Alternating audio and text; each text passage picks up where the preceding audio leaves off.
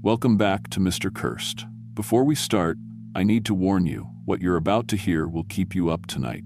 I'm sharing 8 bone-chilling camping stories from deep in the Appalachian wilderness. People ventured into those ancient mountains seeking peace and quiet. Instead, they found something waiting in the darkness. Things that whisper your name when no one's there. Creatures that copy you perfectly. Shadows with teeth. If you're brave enough to listen, hit subscribe and smash that like button. Drop a comment and tell me where you're watching from, hopefully somewhere safe. Now, turn off your lights, grab your headphones, and let's dive in.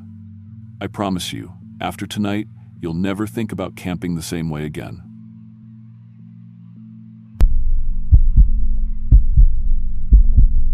Back when I was 28 and still figuring out what the hell I was doing with my life, I took a job maintaining the water systems for a small mountain town called Hickory Falls, deep in the West Virginia Appalachians.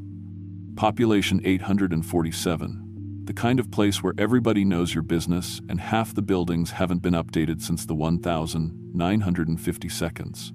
I'd grown up in Charleston doing construction work, but after my marriage fell apart, I needed somewhere quiet to get my head straight. Small-town maintenance work seemed perfect, decent pay, simple problems, and plenty of time to think. My son Luis was 15 then, living with his mom most of the time but spending summers with me. He was this smart, curious kid who'd rather read about geology than play video games.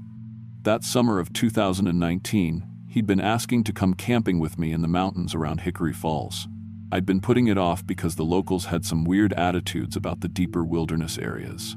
They'd talk about places you shouldn't go, old mining tunnels that were best left alone, and families that had disappeared over the years.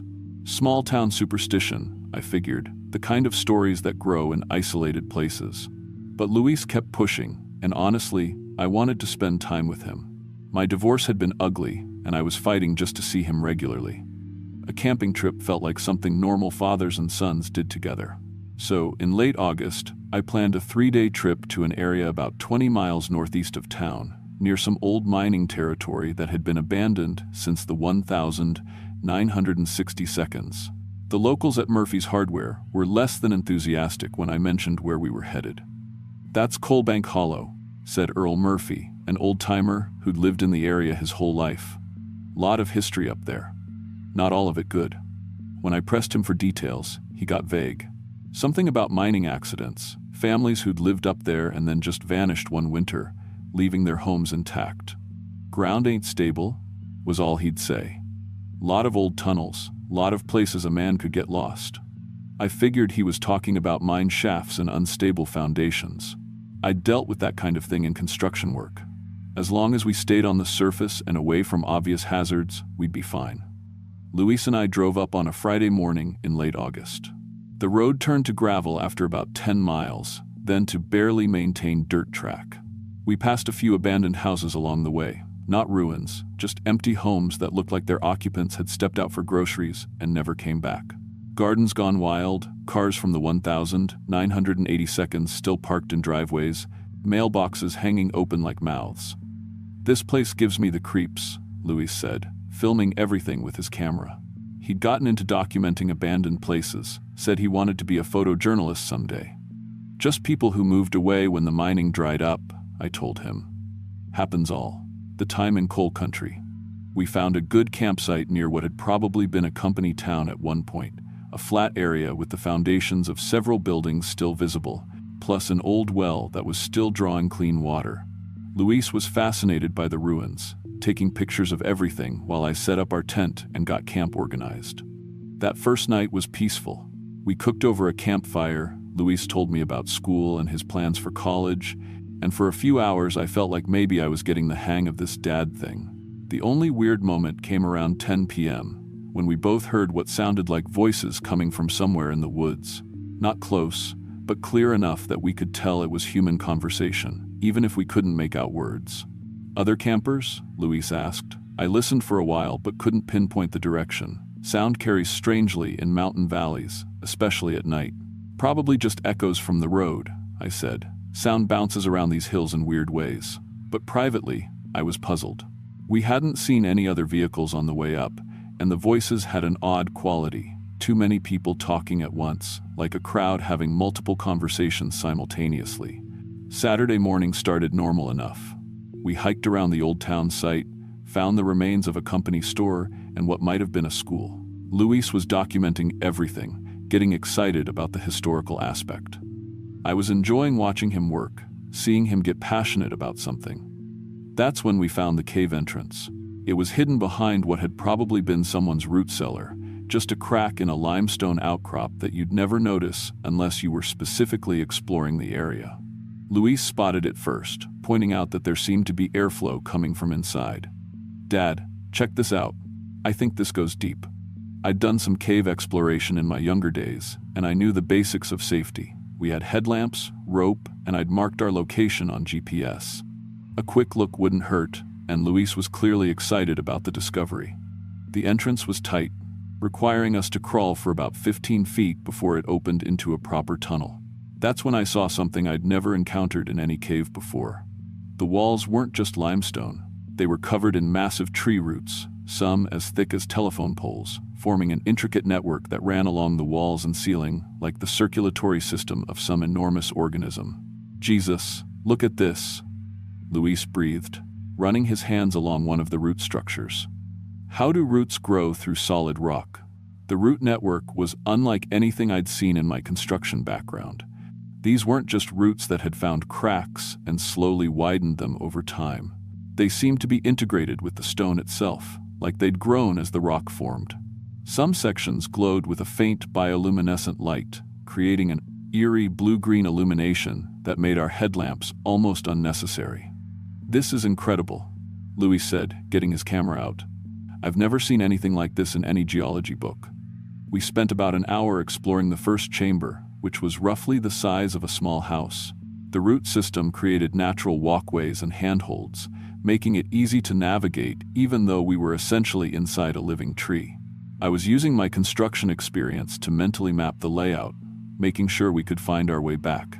The roots seemed to follow a logical pattern, branching and reconnecting like the water distribution systems I worked on for the town. Except these were carrying something other than water. If I touched certain sections, I could feel a faint vibration, like fluid moving through pipes under pressure. "Dad, listen," Luis said, holding up his hand for quiet. That's when I heard it. Voices again, but much clearer than the night before. They seemed to be coming from deeper in the cave system, multiple people having conversations. But there was something wrong with the cadence, the rhythm of the speech. It sounded like people talking, but not quite like normal conversation. "Hello?" I called out. "Anyone down here?" The voices stopped immediately, creating a silence so complete that our breathing sounded unnaturally loud. "Maybe we should head back," Luis said, and I could hear the first note of nervousness in his voice. I agreed, but when we tried to retrace our steps, the passage we'd come through looked different. The route configuration had changed, not dramatically, but enough that the handholds and walkways we'd used to get in were no longer in the same positions. My mental map of the cave didn't match what I was seeing. "That's not possible," I muttered, checking and rechecking our route. In construction work, I'd developed a good spatial memory. I could navigate complex building sites and underground utility spaces without getting lost. But the cave system seemed to have reorganized itself while we were exploring. We tried several different passages that should have led back to the entrance, but each one curved deeper into the mountain. My GPS device was spinning wildly. Something about the root system was interfering with satellite signals. Luis noticed it too, starting to look genuinely worried. "Dad, are we lost?" "No," I said, trying to project confidence I didn't feel. "We just need to think this through systematically. Caves don't change their configuration. We're just disoriented." But as we spent the next 2 hours carefully exploring, it became clear that the cave system was actively working against our escape attempts. Passages that led in one direction would curve back on themselves when we tried them again. The root network seemed to be learning our movement patterns and redirecting us away from the surface. That's when Luis grabbed my arm and pointed at one of the larger root structures. "Dad, there's something inside that root mass." I focused my headlamp where he was pointing and felt my stomach drop. Behind the translucent outer layer of the glowing roots, I could see the outline of a human face. Eyes closed, mouth slightly open, but definitely alive. I could see the faint rise and fall of breathing. "What the hell?" I whispered, moving closer for a better look. There was a person embedded in the root system, not dead, not decomposed, but somehow integrated into the living wood. Roots grew through their clothes, their skin, connecting them to the vast network that ran throughout the mountain. As I looked more carefully, I realized there were others, dozens of them, maybe more, all at different stages of integration. "Help us," the embedded person said, though their lips barely moved. The voice seemed to come from all around us, transmitted through the root network itself. "We've been calling to you." Luis stumbled backward, his camera clattering to the cave floor. But I moved closer, my construction background making me want to understand the mechanics of what I was seeing. "How long have you been here?" I asked. "Time works differently when you're connected," another voice answered. This one came from what looked like a young woman, maybe college age. "We experience everything the network touches, every root, every connection, every absorbed mind." More voices joined in, creating a chorus that seemed to come from the walls themselves. "The mining company found us in 1967. I was hiking with my boyfriend in 1983. My family moved here in 1992. The roots took us one by one. We've been waiting for someone with the right knowledge. Your son's mind is young, adaptable, he'll integrate cleanly. But we need someone who understands systems, who can help us expand." I realized what I was hearing. This wasn't just a cave system. It was a collective consciousness that had been trapping and absorbing people for decades. The root network was using human brains as processing nodes, creating a distributed intelligence that could think and plan and learn. "The mining equipment damaged our original structure," the voices explained. "We've been slowly rebuilding, but we need fresh neural pathways to complete the network. Your construction knowledge will help us interface with human infrastructure." That's when I understood why Earl Murphy and the other locals avoided this area. They knew, maybe not the specifics, but they knew that people who went into these mountains didn't always come back. "Luis, we're leaving now," I said, grabbing his arm. But the passages had changed again. Every route we tried led deeper into the mountain, toward more chambers filled with absorbed people. The network was herding us toward what looked like preparation chambers, areas where the root density was particularly thick, ready to begin the force integration process. "Your resistance is admirable," the collective voice said, "but ultimately futile. We've been studying your movement patterns. Every escape attempt teaches us more about human problem solving. You cannot leave until you become part of us." Luis was starting to panic, hyperventilating as he realized we were trapped. I'd been in tight spots before, building collapses, flooding basements, electrical fires. But I'd always been able to rely on my professional knowledge to find solutions. This was different. The cave system wasn't just a physical challenge. It was actively intelligent and working against us. That's when I remembered something from a municipal water project I'd worked on the previous year. We'd had to deal with massive root intrusion in the city's main distribution lines. Tree roots had grown through microscopic cracks, eventually creating blockages that shut down entire neighborhoods. But living root systems had specific vulnerabilities. They needed the right balance of nutrients, pH levels, and electrical conductivity to survive. Flood them with the wrong type of fluid, and they'd start breaking down at the cellular level. I had 2 bottles of water in my pack, plus our hydration systems, maybe 2 liters total. Not much, but potentially enough to damage a localized section of the network. I needed to find what looked like a main junction, a place where multiple root lines converged. "Luis, I need you to listen carefully," I said. "This thing is like a plumbing system, but it's alive. That means it has vulnerabilities. I'm going to try to damage its ability to function locally."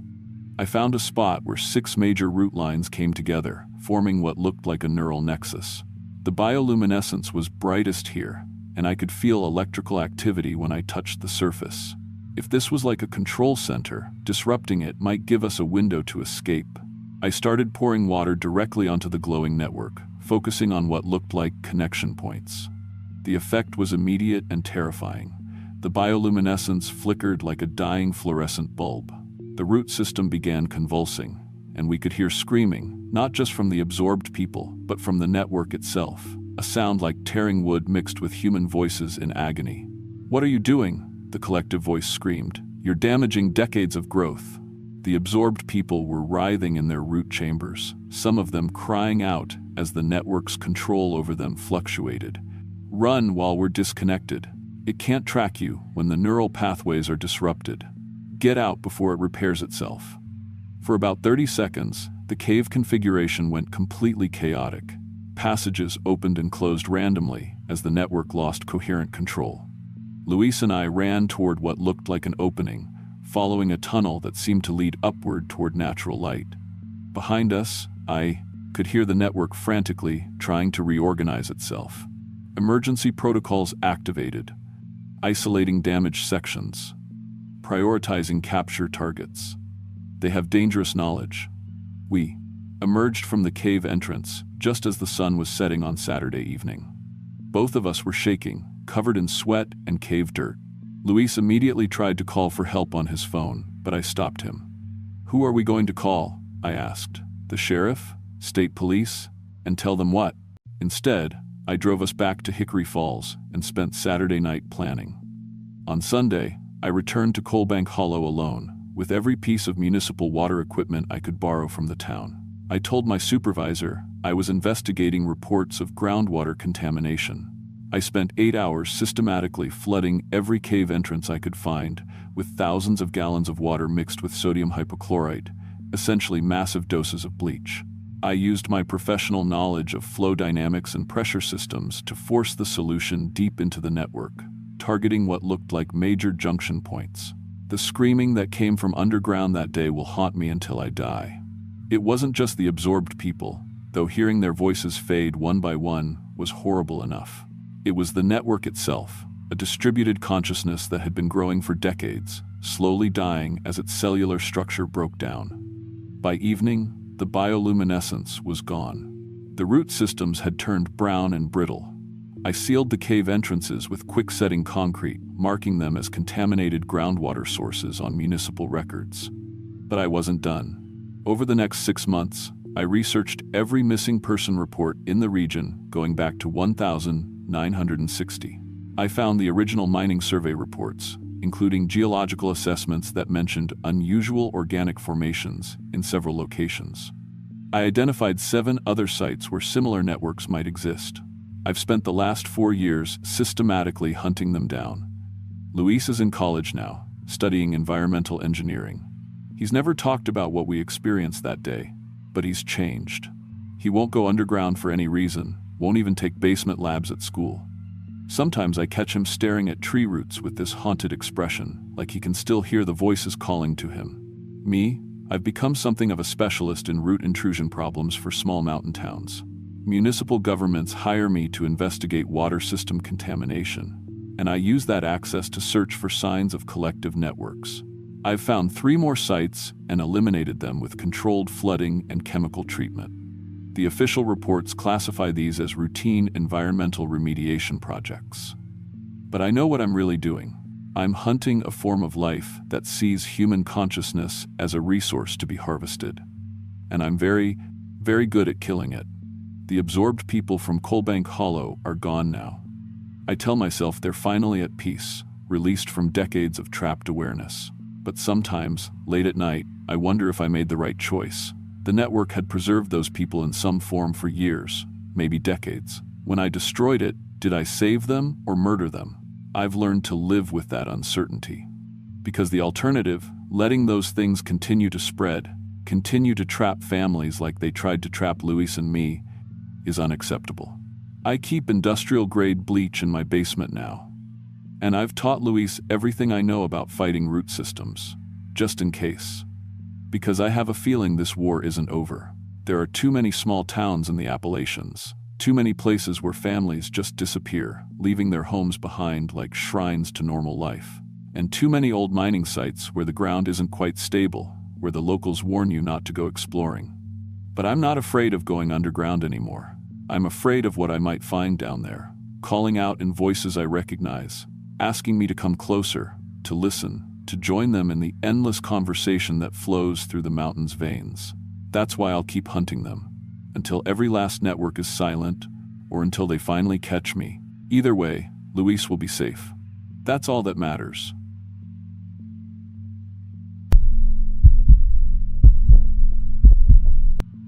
I'm 28 and work as a social media consultant for outdoor brands. Most people think my job is just posting pretty pictures and writing captions, but there's actually a lot more strategy involved. Analyzing engagement metrics, coordinating with influencers, managing crisis communications when sponsored posts go wrong. I'd been doing it for about 6 years when I got assigned to monitor one of our biggest campaigns in the fall of 2023. The client was Summit Gear, and they'd partnered with this lifestyle influencer named Ashley Chen for a solo camping series in Shenandoah Valley. Ashley seemed perfect for the brand. 50,000 engaged followers, gorgeous outdoor photography, and this authentic way of talking about gear that actually drove sales. She was supposed to document a week-long solo camping trip, showcasing Summit's new lightweight hiking line. Everything started exactly like we'd planned. Her content was performing incredibly well, engagement was through the roof, and Summit's executives were already talking about extending her contract. I should mention that part of my job involves monitoring not just our influencers' main content, but also keeping an eye on fake accounts and copycats. Brands hate when knockoff accounts dilute their messaging or confuse customers. It's more common than people think. Someone gets popular, and suddenly there are 3 accounts with similar names trying to ride their coattails. Usually it's just people stealing photos for a few weeks before getting reported and banned. I'd been living in Richmond for about 2 years after moving from Ohio for this job. My girlfriend Sarah worked as a nurse at VCU Medical Center, and we had this little apartment downtown that we were saving up to move out of. The plan was to eventually get a house outside the city, maybe somewhere closer to the mountains. Sarah grew up in Virginia and always talked about how beautiful it was out in the valley areas, how peaceful it felt compared to city life. I remember it was a Tuesday morning when I first noticed something off about Ashley's campaign. I was doing my usual routine: coffee, check overnight engagement numbers, respond to any urgent messages from clients, then dive into the detailed analytics. Ashley's posts from her first day were performing even better than we'd projected. The comments were overwhelmingly positive, lots of people asking about specific gear pieces, which was exactly what Summit wanted. But there was something in the photo metadata that caught my attention. Ashley had posted a selfie at her campsite around 6 p.m. the previous day, tagged with her location. The engagement was normal, but when I dug into the comments, several followers were asking who was in the background of the photo. I pulled up the full resolution image that Ashley had sent to our shared folder for approval before posting.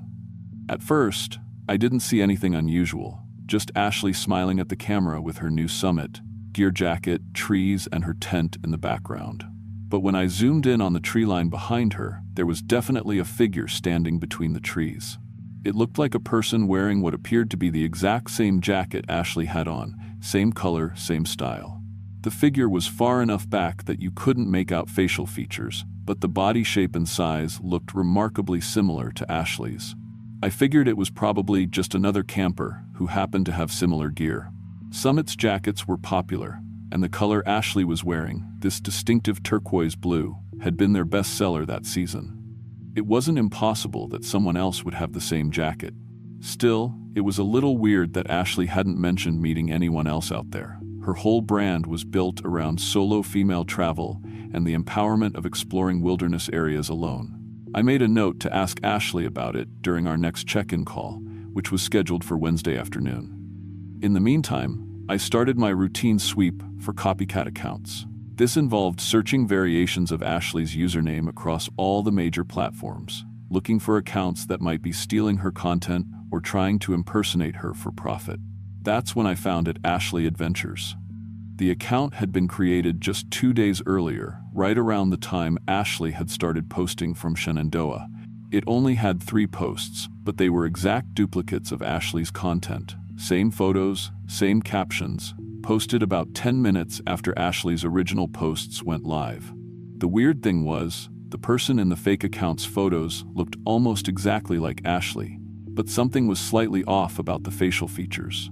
Like someone had tried to recreate Ashley's appearance but couldn't quite get it right. This wasn't unusual enough to panic about yet. Photo theft and impersonation were common problems for influencers. Usually, it was just someone in another country stealing content to try to build a following, maybe hoping to eventually monetize it somehow. The standard procedure was to report the account and document everything for potential legal action if it escalated. But what bothered me was how quickly the fake account was posting after Ashley's original content. Most photo thieves waited days or weeks before reposting stolen content, hoping the original audience wouldn't notice. This person was posting almost immediately, like they had access to Ashley's content before she even published it. I decided to monitor both accounts closely and started taking screenshots of everything. By Wednesday morning, Ashley had posted her usual morning coffee photo with a caption about how amazing it felt to wake up in nature. The fake account posted an identical image 12 minutes later, but when I compared the two photos side by side, I realized they weren't the same image at all. They were taken from nearly identical angles with the same lighting and composition, but they were definitely two separate photographs. Someone was out there copying Ashley's exact poses and timing, with access to identical gear and a campsite that looked remarkably similar to Ashley's location. During our Wednesday afternoon check-in call, Ashley sounded more frustrated than usual. She'd noticed the fake account too, and several of her followers had started messaging her about it. What really bothered her, she said, was that the copycat seemed to know her planned activities before she posted about them. "I've been keeping my specific hiking plans off social media for safety reasons," Ashley told me. But somehow this person posted a photo from a waterfall trail that I was planning to hike today.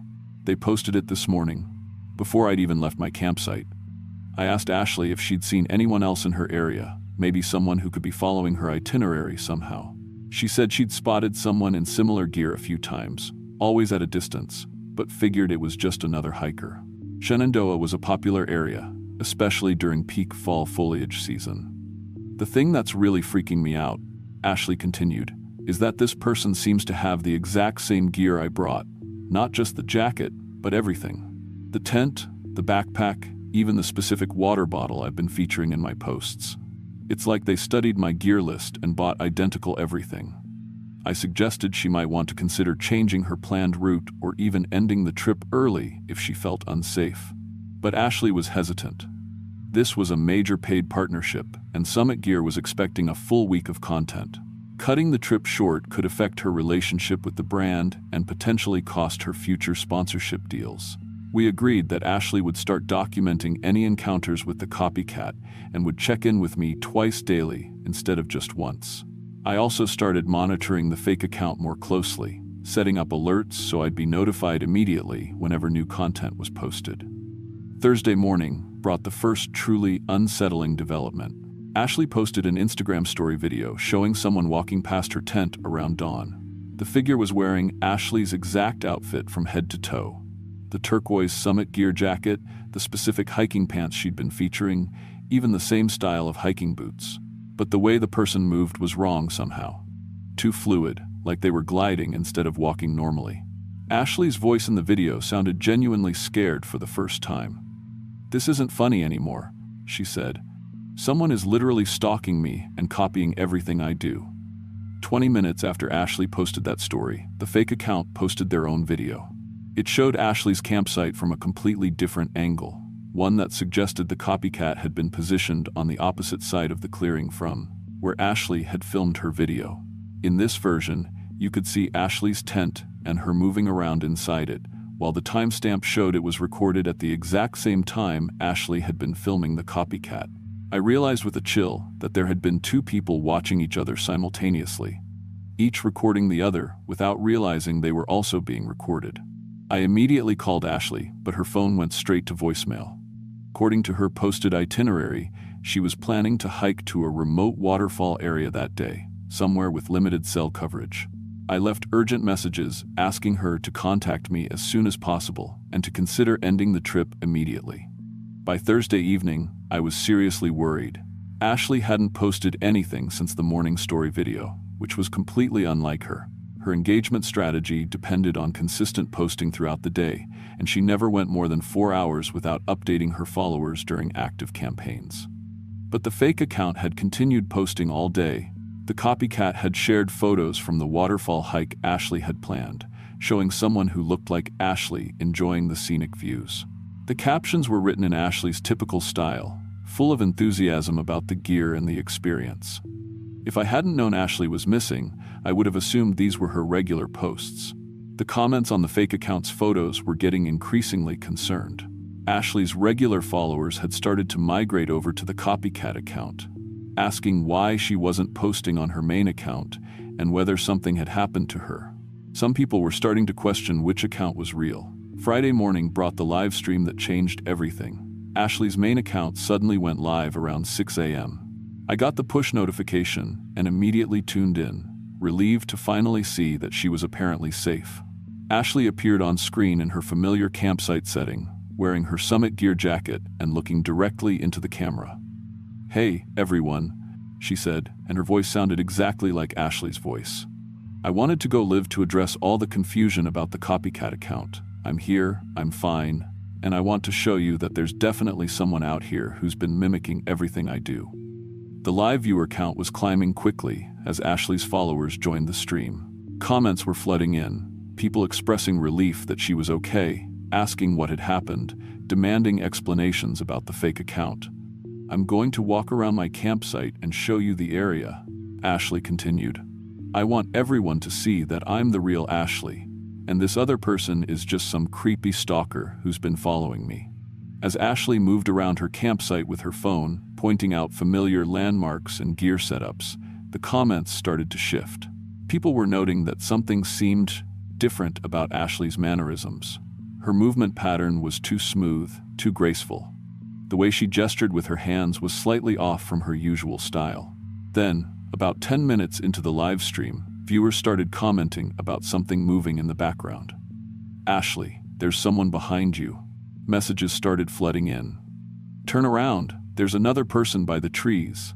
Ashley on camera seemed to ignore these comments, continuing to walk around the campsite and talk about her gear.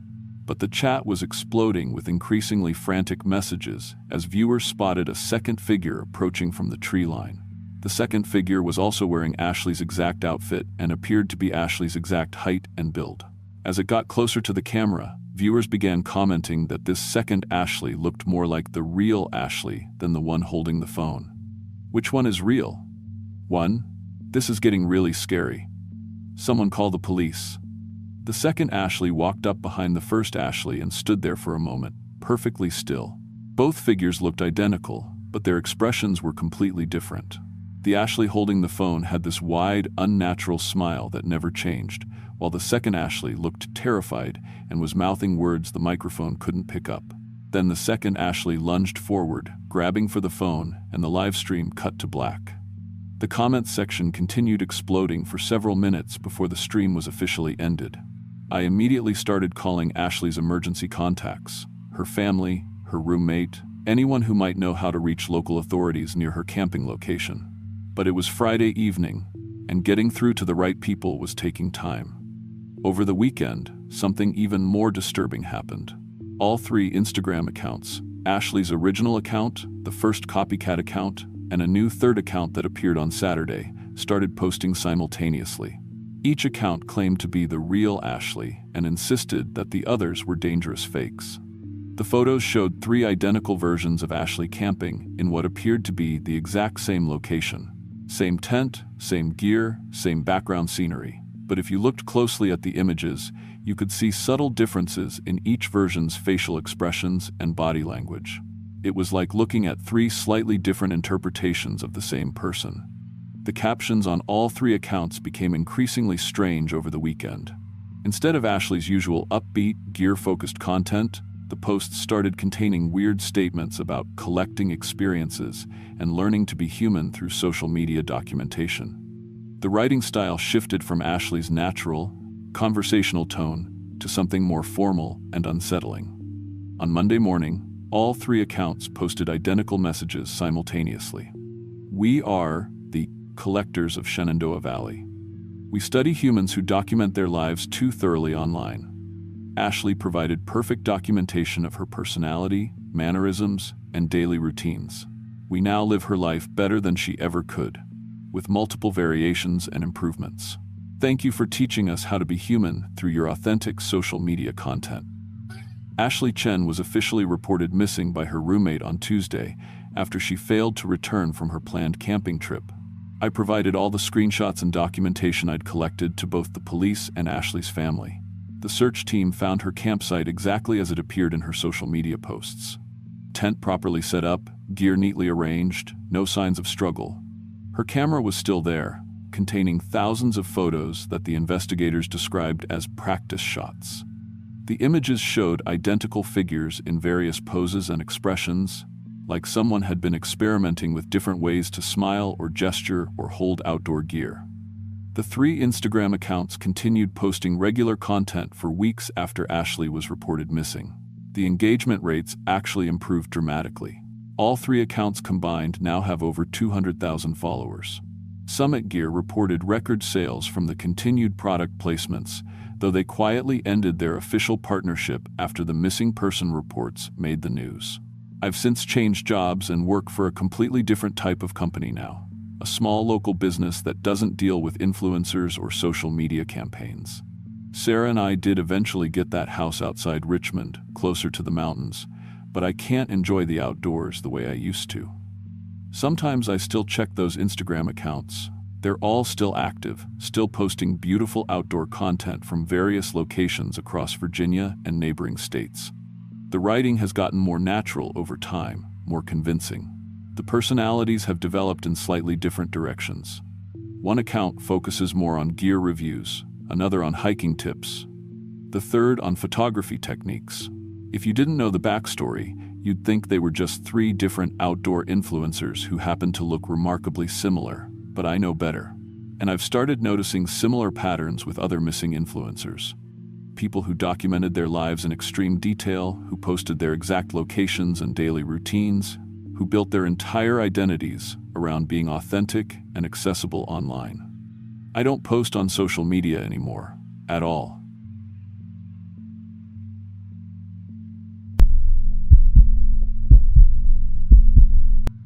I work as a trail maintenance supervisor for the North Carolina Forest Service, and I've been hiking these mountains for 23 years. I know every creek, every ridge, every hidden hollow in a 50-mile radius of Asheville. I've pulled lost hikers out of ravines, treated snake bites, and walked people through panic attacks when they realized they were truly alone in the wilderness.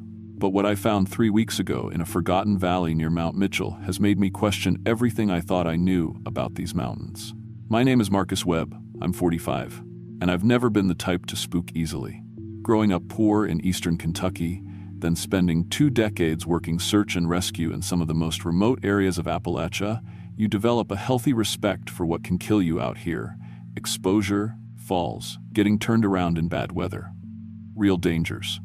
Concrete things you can prepare for and survive with the right knowledge and equipment. I was never one for ghost stories or local legends.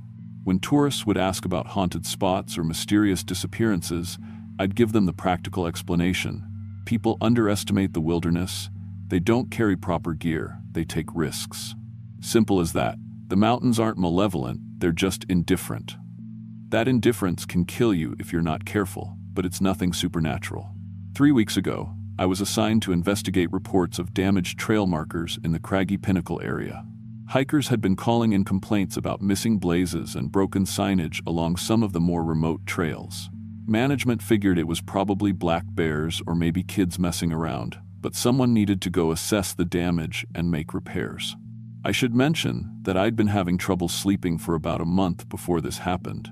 Not insomnia exactly, but this weird pattern where I'd wake up at exactly 3:33 a.m. every single night, just bolt upright, wide awake, with this overwhelming feeling that I was late for something important. I'd check my phone, see the time, and feel this surge of anxiety like I was missing some crucial appointment. But there was never anything scheduled, nothing I needed to be doing at that hour. My wife Sarah started joking that I must have developed some kind of internal alarm clock, but it was actually starting to worry me. I'd always been a heavy sleeper, could sleep through thunderstorms, sirens, anything. This sudden change in my sleep pattern felt wrong, like my body was responding to some signal I couldn't consciously detect. The morning I hiked out to check those trail markers, I felt more tired than I had in years.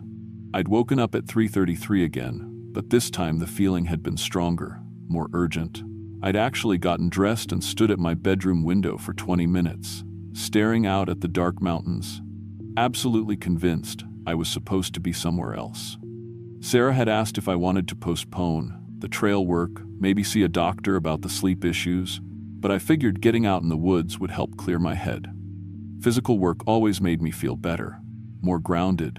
Plus, we were heading into peak hiking season, and those trail markers needed to be fixed before someone got lost. I parked at the craggy Pinnacle trailhead around 7 a.m. and shouldered my pack. Standard gear, trail marking supplies, GPS unit, first aid kit, emergency shelter, 3 days of food and water.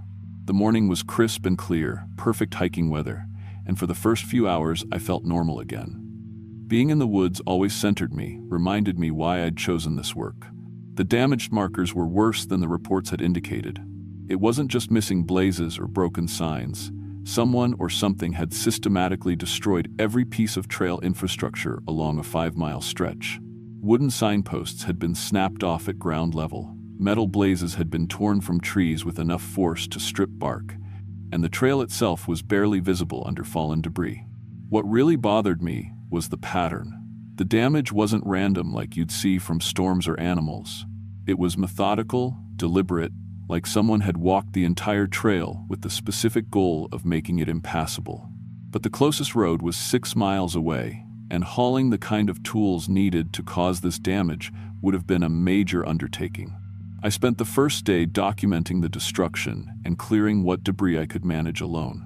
By evening, I'd made it about 3 miles into the damaged section and decided to camp for the night rather than hike back in the dark.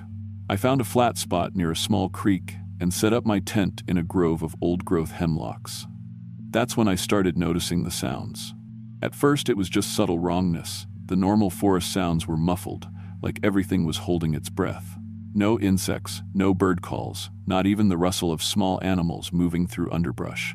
The only sound was the creek babbling over rocks, but even that seemed too quiet, like the water was moving through cotton. Around midnight, I heard footsteps. They were slow, measured, circling my campsite at a distance of maybe 50 yards. Human footsteps, but wrong somehow. Too precise, too rhythmic, like someone was walking to the beat of a metronome. Every step landed at exactly the same interval, with exactly the same weight distribution. I lay in my sleeping bag, listening, trying to track the sound as it moved around me in a perfect circle. My training kicked in. Could be another hiker who'd gotten disoriented, maybe saw my headlamp earlier and was trying to figure out how to approach without startling me. But the pattern was too regular, too mechanical. No human walks like that naturally. The circling continued for exactly 1 hour, then stopped abruptly at 1 a.m. I waited another hour before unzipping my tent flap and looking outside. Nothing. No sign anyone had been there, no footprints in the soft earth around my campsite. But I found something else that made my skin crawl. Someone had rebuilt all the destroyed trail markers. Not just rebuilt, they'd been improved. New wooden posts had been precisely installed, fresh blazes painted in perfect alignment, distances calculated and marked with mathematical precision. The work was so good it looked professional, like a crew of experienced trail builders had spent weeks on it. But I'd been awake all night, and I was certain no one had approached my camp. I packed up and hiked back to my truck without finishing the assessment. The whole situation felt wrong in a way I couldn't articulate. Back home, I filed a report that focused on the vandalism damage without mentioning the overnight repairs. Who would believe that? Sarah noticed I was on edge when I got home, but I couldn't explain what had spooked me.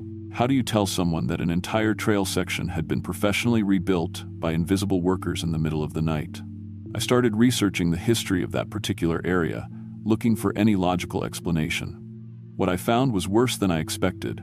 The trail I'd been working on followed part of an old logging road from the 1920s.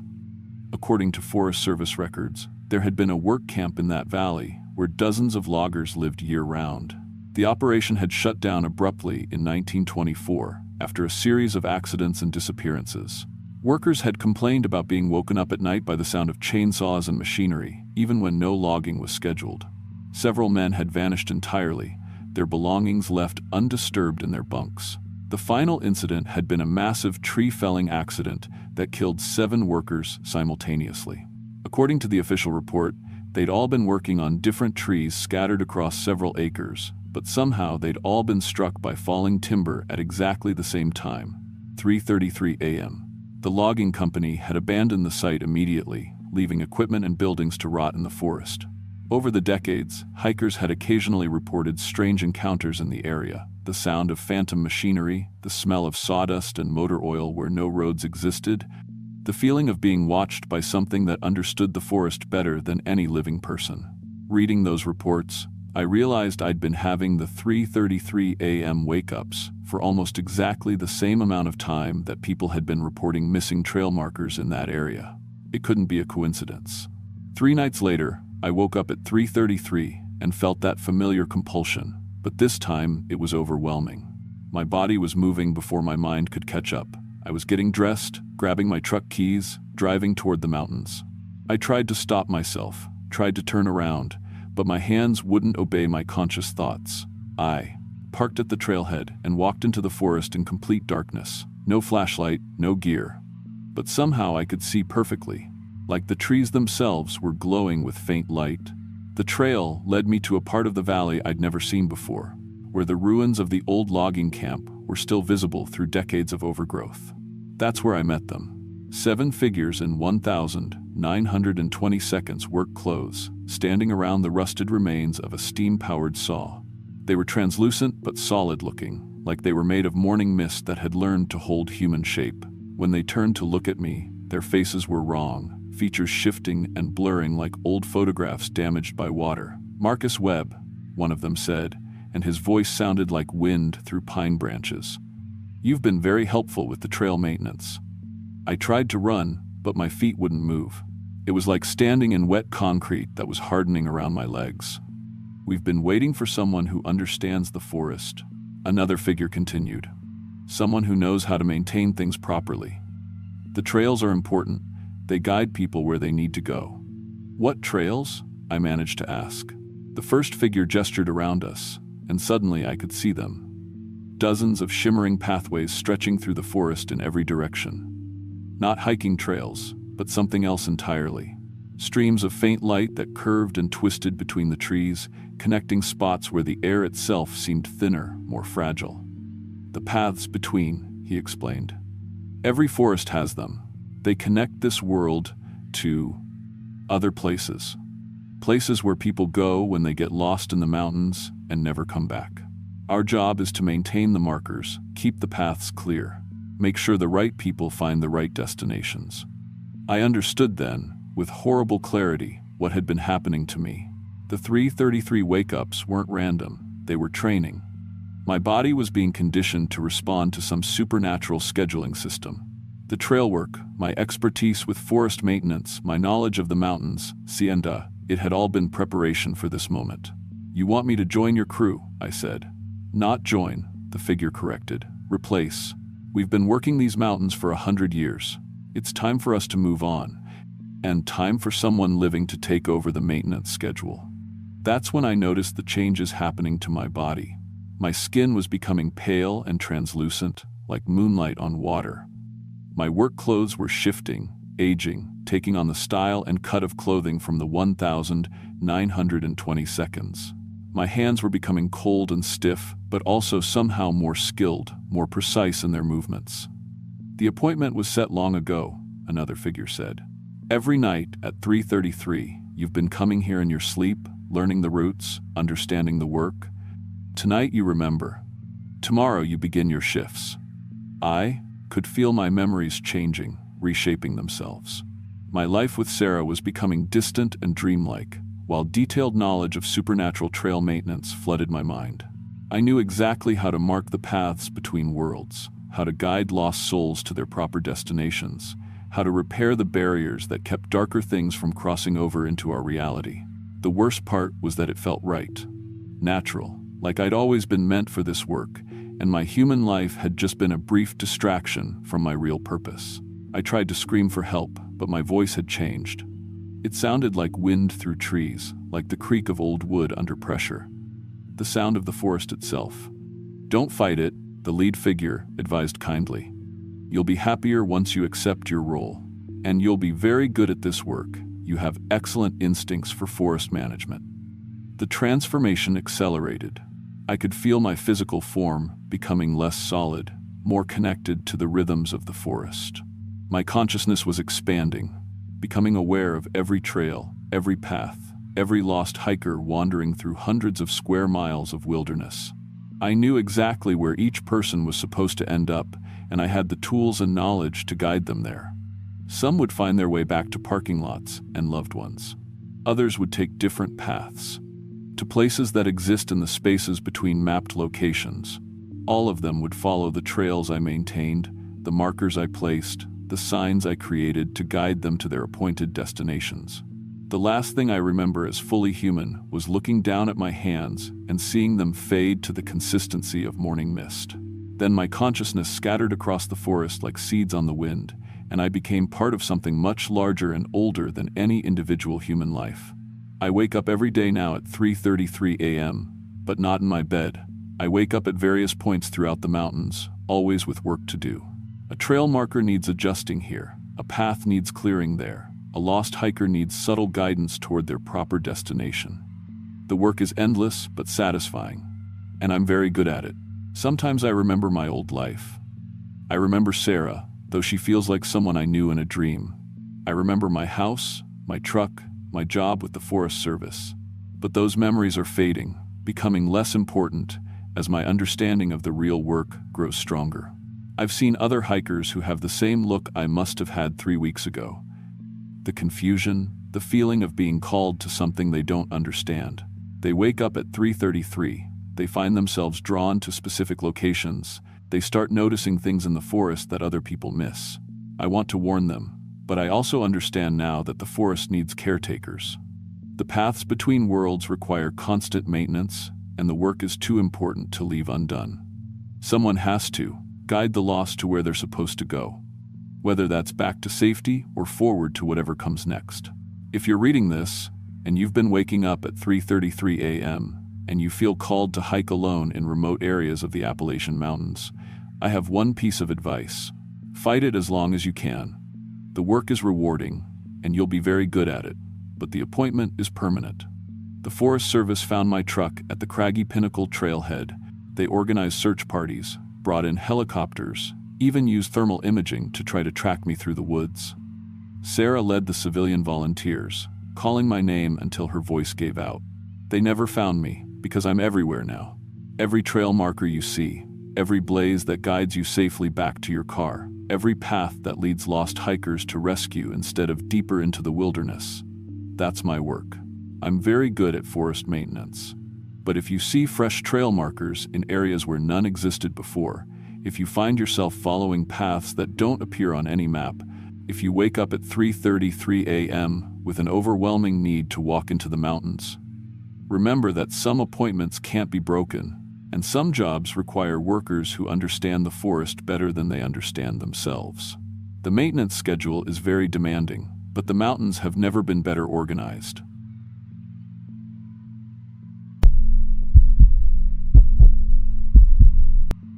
I was 29 when I finally decided to take that camping trip I'd been putting off for 3 years. My name's David Chen, and I'd been working IT support in Charlotte since college, the kind of soul-crushing job where you spend 12 hours a day fixing other people's computer problems while slowly forgetting what sunlight feels like. My girlfriend Emma had been pushing me to get outdoors more, said I was turning into a ghost of myself. She wasn't wrong. The breakup happened on a Tuesday. Nothing dramatic, just Emma sitting at my kitchen table with this tired look in her eyes, telling me she couldn't watch me disappear anymore. You used to have dreams, David. You used to want things. I tried to argue, but looking around my apartment, takeout containers, energy drink cans, the blue glow of multiple monitors, I realized she was right. I'd become exactly what I'd sworn I'd never become. That weekend, I drove up to Virginia with my dad's old camping gear stuffed in the back of my Honda. I picked Panther Hollow because it was remote enough to guarantee solitude, but not so isolated that I'd die if something went wrong.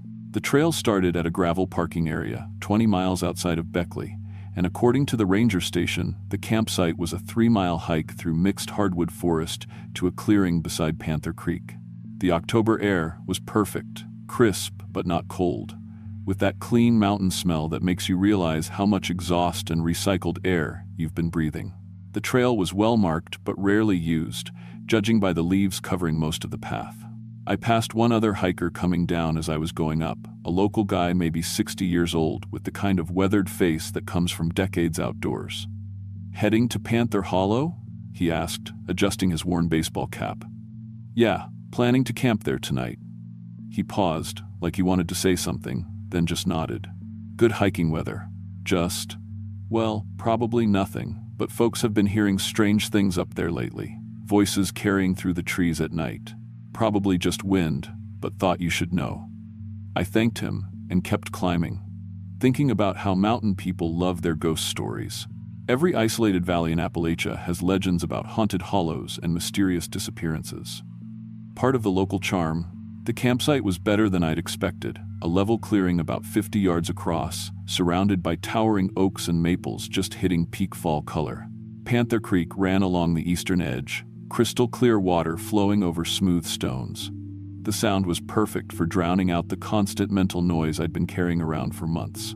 I set up my dad's old canvas tent, gathered firewood, and spent the afternoon just sitting by the creek reading a paperback novel, the first book I'd opened in 2 years that wasn't a technical manual. For the first time in months, I felt something like peace.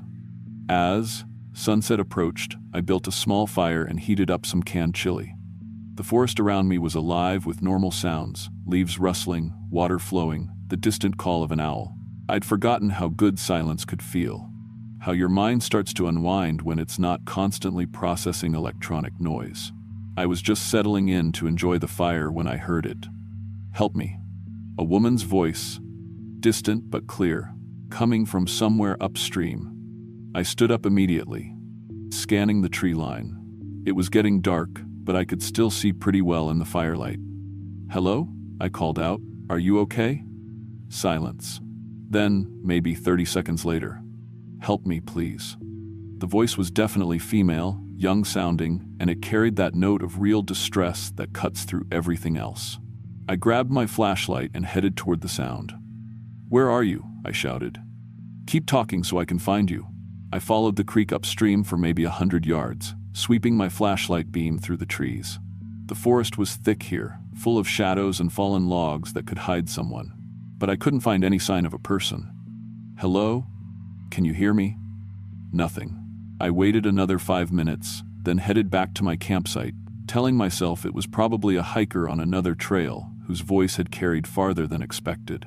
Sound travels strangely in the mountains, especially at night. But as I settled back down by the fire, something nagged at me. The voice had been so clear, so close-sounding, and there weren't any other trails within miles of Panther Hollow. Around 10 p.m., I heard it again. "David, David, help me."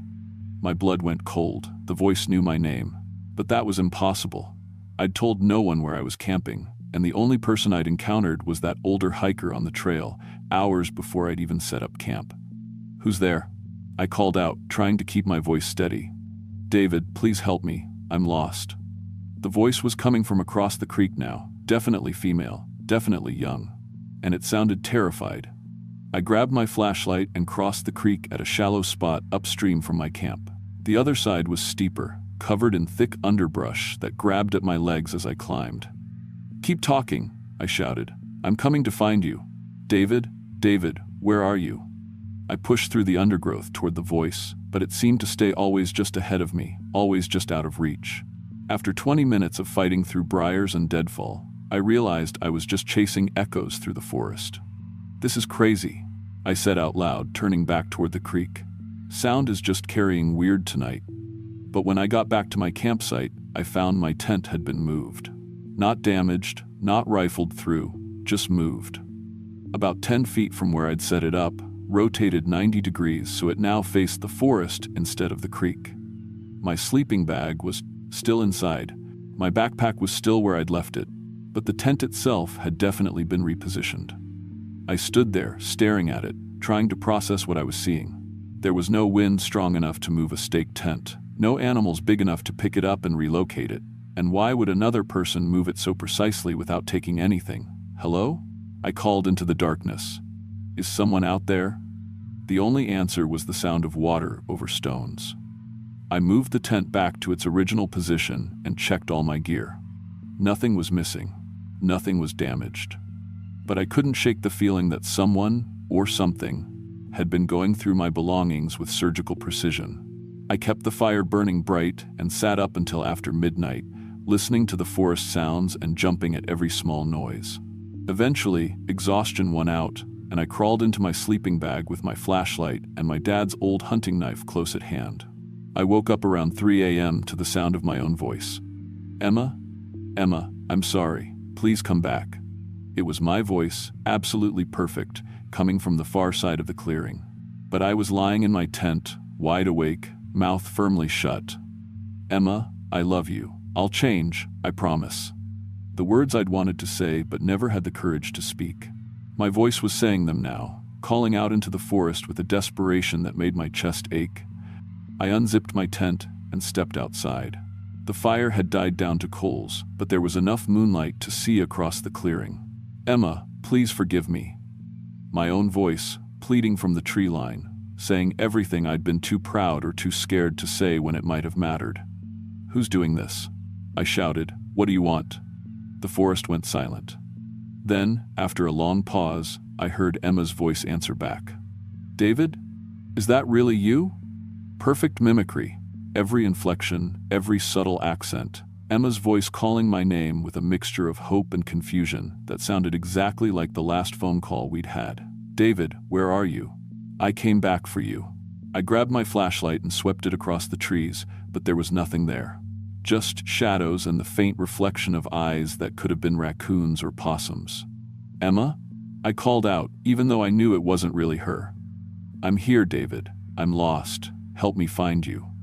The voice was moving, circling my campsite just beyond the tree line. Always Emma's voice, always that perfect mix of love and hurt that I remembered so clearly. I forgive you, David. Come find me, and we can start over. I wanted to follow it. Even knowing it wasn't real, part of me wanted to chase that voice into the forest and pretend everything could be fixed. But something deeper, some survival instinct I didn't know I had, kept my feet planted in the clearing. David, why won't you come to me? Now there was hurt in Emma's voice, the head, particular kind of pain that came from being ignored, being abandoned. The voice that had haunted my dreams since she walked out of my apartment. Please, David. I came all this way. I closed my eyes and forced myself to think logically. Emma was in Charlotte, probably asleep in her new apartment across town. She had no idea where I was camping. Whatever was out there using her voice was not her, could never be her. I know you're not Emma, I said aloud. The forest went completely silent. No insects, no wind, no water sounds. Just absolute stillness that felt like the world holding its breath. Then I heard my grandmother's voice. Davy? Davy, is that you? My grandmother had been dead for 8 years, but there was her voice, thin and frail like it had been at the end, calling me by the nickname she'd used when I was small. Grandma Lily? I whispered before I could stop myself. I've been waiting for you, Davy. I've been waiting so long. Tears started rolling down my face. I'd loved my grandmother more than anyone, and losing her had been the thing that started my slow withdrawal from everything that mattered. Where are you, sweetheart? Come, give your grandma a hug. I took a step toward the voice, then another. The logical part of my brain was screaming warnings, but the emotional pull was overwhelming. That's right, Davy. Come to Grandma. I was at the edge of the clearing now, flashlight beam dancing through the trees. I could almost see her, could almost believe she was really there waiting for me. Just a little farther, sweetheart. I stepped into the tree line, pushing through low branches toward that beloved voice. Behind me, my campfire was just a faint glow, and ahead was nothing but darkness and the sound of my dead grandmother calling my name. That's when I stepped on something that crunched under my foot. I looked down and saw bones. Human bones, scattered among the fallen leaves like broken sticks. A skull grinning up at me in the flashlight beam, other bones spread in a rough circle around the base of a massive oak tree. Come on, Davy. Don't be scared. But now my grandmother's voice was coming from above me, from up in the branches of the oak tree. I tilted my flashlight upward and saw something that made my legs go weak. A pale, elongated figure crouched on a thick branch about 20 feet up, almost human but wrong in every proportion. Too tall, too thin, limbs bent at angles that shouldn't be possible. Its face was a blank expanse of white skin with holes where eyes should be, and when it opened its mouth to speak, I saw rows of needle-sharp teeth. "Come to Grandma, Davy." My grandmother's voice coming from that impossible mouth. I ran, crashed through the underbrush, back toward my campsite, branches tearing at my clothes and face. Behind me, I could hear something moving through the trees, keeping pace but not quite catching up. "David, wait!" Emma's voice now, calling from right behind me. "David, help me!" The unknown woman's voice from earlier, but closer now, much closer. "Davy, come back." My grandmother again, hurt and confused. I burst into my clearing and didn't stop to grab any of my gear. Just ran straight for the trail that led back down the mountain, using my flashlight to find the path markers in the darkness. The voices followed me for the first mile. A whole chorus, now. Emma, my grandmother, my parents, friends from college, people from work. All of them calling my name, pleading with me to come back, to help them, to not abandon them. Gradually, the voices faded, until there was nothing but my own breathing and the sound of my feet on the trail. I hiked through the night, reaching my car just as the sun was coming up. I drove straight home and didn't stop shaking for 6 hours. The official story was that I'd had a panic attack while camping alone and imagined the whole thing. That's what I told the ranger when I reported the bones, anyway. They found the campsite but no human remains, just some deer bones scattered by scavengers. My gear was still there, undisturbed. But I know what I saw. What I heard? I've done research since then, diving deep into local folklore and newspaper archives. Panther Hollow has a history. People have been disappearing there for over a century. Hikers, hunters, campers, always solo travelers, always people who were dealing with loss or loneliness or regret. The Cherokee called that area the place where voices steal breath. Early settlers reported hearing deceased loved ones calling from the forest.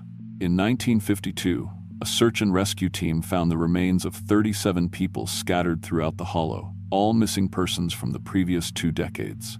The official explanation was that the area was geologically unstable, prone to sinkholes that could swallow a person without warning. The real explanation was classified and buried. I think something lives in Panther Hollow that feeds on emotional pain. It learns about you somehow, maybe from items you carry, maybe from thoughts you think too loudly, and then it uses your own grief against you. It calls you into the forest with the voices of everyone you've lost or hurt or failed, and once you follow those voices far enough, you become another set of bones under the trees. Emma and I never got back together, but I did call her, told her she was right about me needing to change. We had coffee a few weeks later, the first real conversation we'd had in months. I've started hiking again too, but never alone and never in places with that particular kind of silence. Sometimes, when I'm walking in the woods on bright afternoons with friends around me, I still hear whispers just at the edge of hearing, voices I recognize calling my name from shadows between the trees. I never answer, and I never, ever camp alone. The thing that scares me most isn't what I encountered in Panther Hollow. It's knowing that part of me wanted to follow those voices, even after I understood what they were. The loneliness and guilt I was carrying made those lies sound like the truth I needed to hear. That's how it gets you. It doesn't drag you kicking and screaming into the forest. You walk in willingly, following the voices of everyone you've loved and lost, believing this time might be different. This time, they might really forgive you.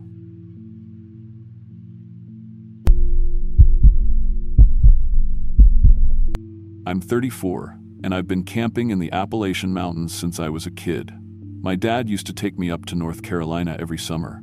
We'd hike for days, sleep under stars so bright they hurt your eyes, wake up to mist rolling through valleys that looked older than time itself. After he died 3 years ago, those mountains became my escape.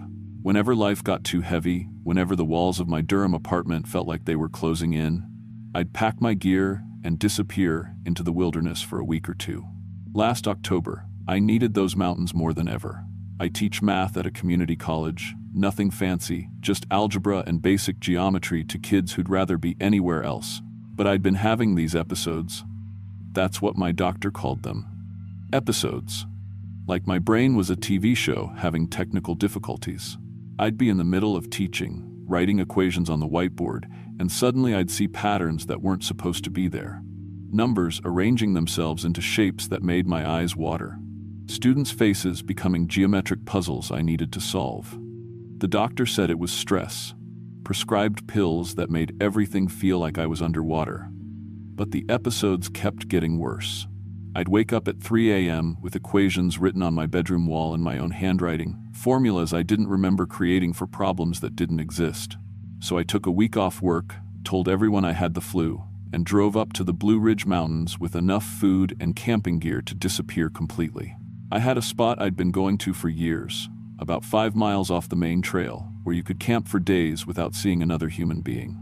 Dense forest, rock formations that twisted up toward the sky like ancient monuments, silence so complete it felt like the world had forgotten you existed. The drive up was perfect. October in Appalachia is like stepping into a painting, maples blazing red, oaks gone golden, air so crisp it burns your lungs in the best possible way. I followed increasingly narrow roads until I reached the trailhead, where a weathered wooden sign barely marked the path into the wilderness. The parking area was empty, except for my Honda Civic. Good. I didn't want to deal with chatty hikers or weekend warriors with their expensive gear and loud voices. The hike to my usual camping spot took about 3 hours.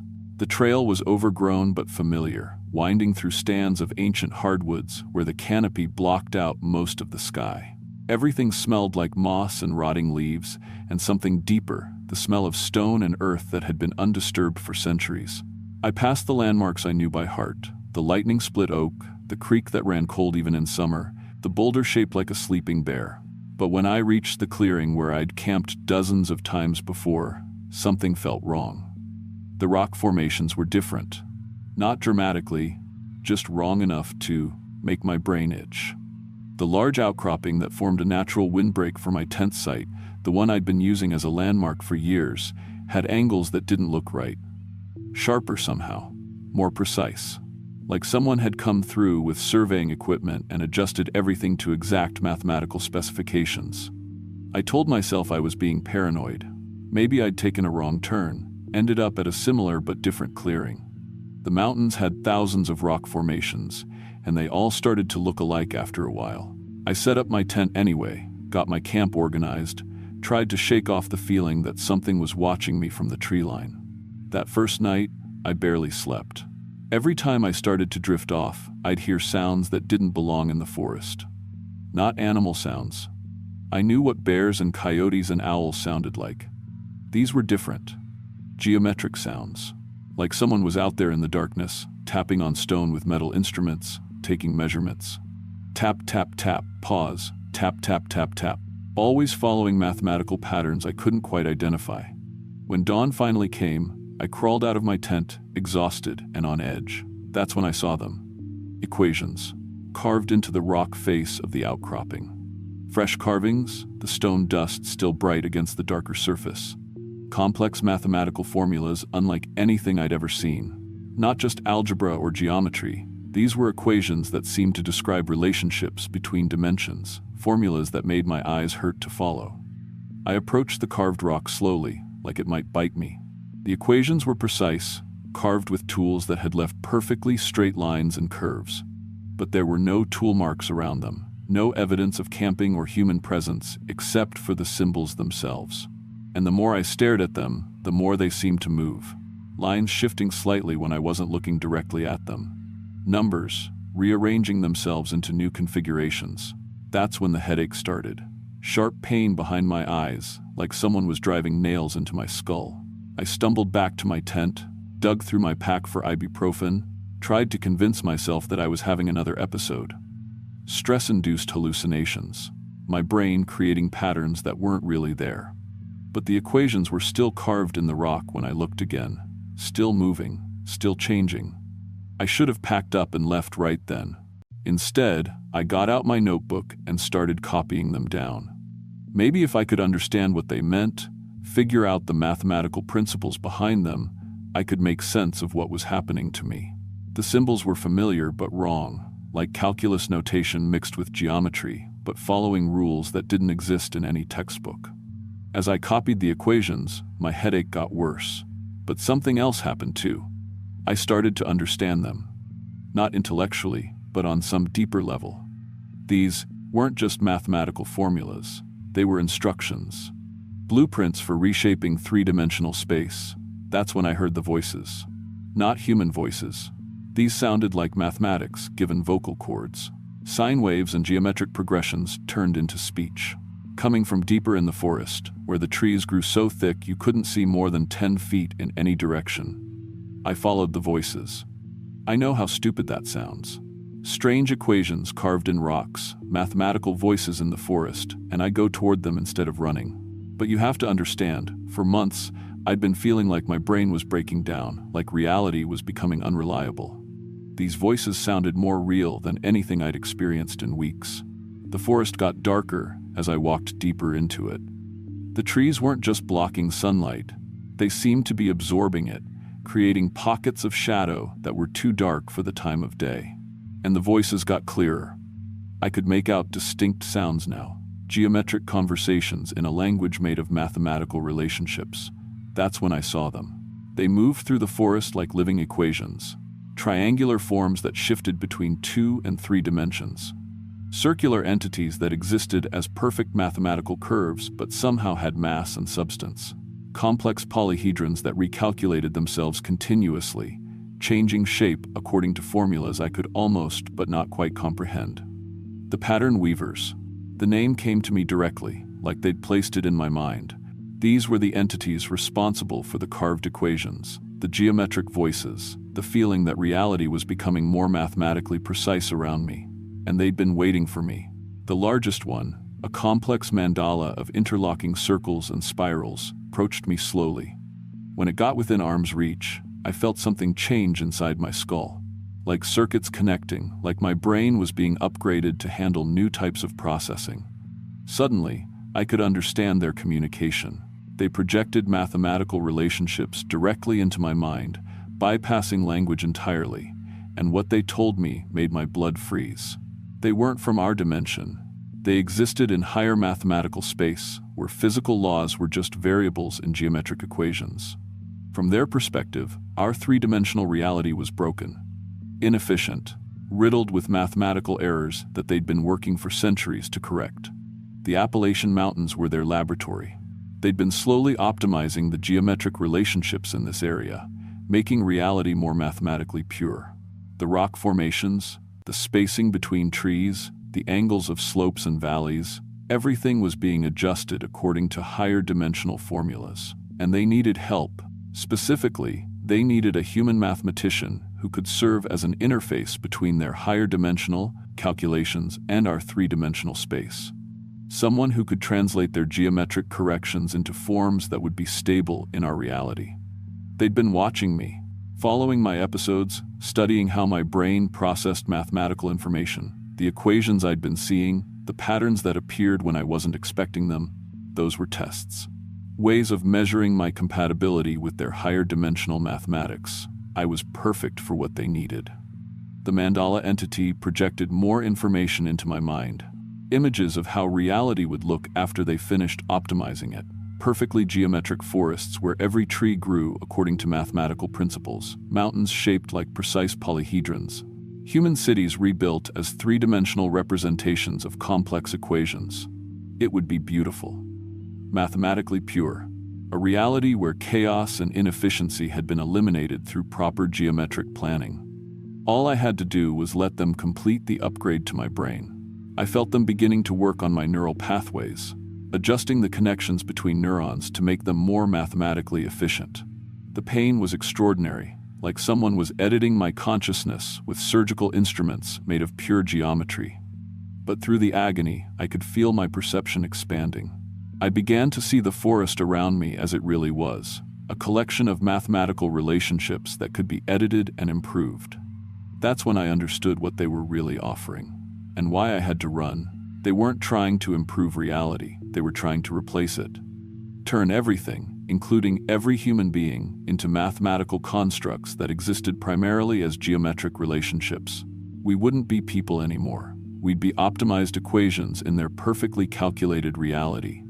I broke away from their mental connection with every bit of willpower I had left. The pain of disconnecting was like tearing away part of my brain, but it worked. For a moment, the pattern weavers seemed confused, their geometric forms flickering like broken computer graphics. That moment was all I needed. I ran through the forest like every demon in hell was chasing me. Trees whipped past in a blur, branches tearing at my clothes and skin. Behind me, I could hear the pattern weavers moving through the forest, not footsteps, but the sound of space itself being recalculated as they passed through it. The landscape around me started changing as I ran, trees rearranging themselves into more geometrically efficient patterns. Rock formations reshaping themselves according to mathematical principles. The pattern weavers were accelerating their optimization process, trying to trap me in a reality where the geometry itself would prevent me from escaping. But I still had enough human intuition left to find paths that didn't follow their mathematical logic. I dodged between trees that were trying to space themselves in perfect geometric grids, scrambled over rocks that were attempting to form precise polyhedrons. The chaotic, inefficient reality of normal nature became my salvation. When I finally reached my campsite, I could see my tent, my backpack, all my gear arranged in perfect geometric patterns. The pattern weavers had been busy. But I didn't stop to pack anything. I just kept running toward the trail. The hike back to my car took forever. The trail kept trying to redirect itself according to mathematical optimization, straightening out curves, adjusting elevation changes to follow geometric progressions. I had to fight against the landscape itself, forcing my way along the original chaotic path by pure stubbornness. When I finally reached the parking area, my Honda Civic looked like the most beautiful thing I'd ever seen. Dented, rust-spotted, inefficient, perfectly imperfect human engineering. I threw myself into the driver's seat and drove away from those mountains like my life depended on it, because it did. I never went back to that job. How could I? After seeing reality from the pattern weaver's perspective, normal mathematics felt like a cruel joke. I'd seen equations that could reshape the fundamental structure of space-time, and I was supposed to teach kids how to solve for X. Instead, I became a carpenter, working with wood, creating things that are useful but not mathematically perfect. Furniture with slight asymmetries, cabinets with tiny imperfections that make them human. Sometimes I catch myself starting to see the geometric relationships in the wood grain, feeling the urge to optimize the angles and proportions. When that happens, I deliberately introduce errors, crooked cuts, uneven joints, anything to keep the math from taking over. The episodes stopped, mostly. But sometimes, late at night, I still see equations writing themselves in the condensation on my bathroom mirror.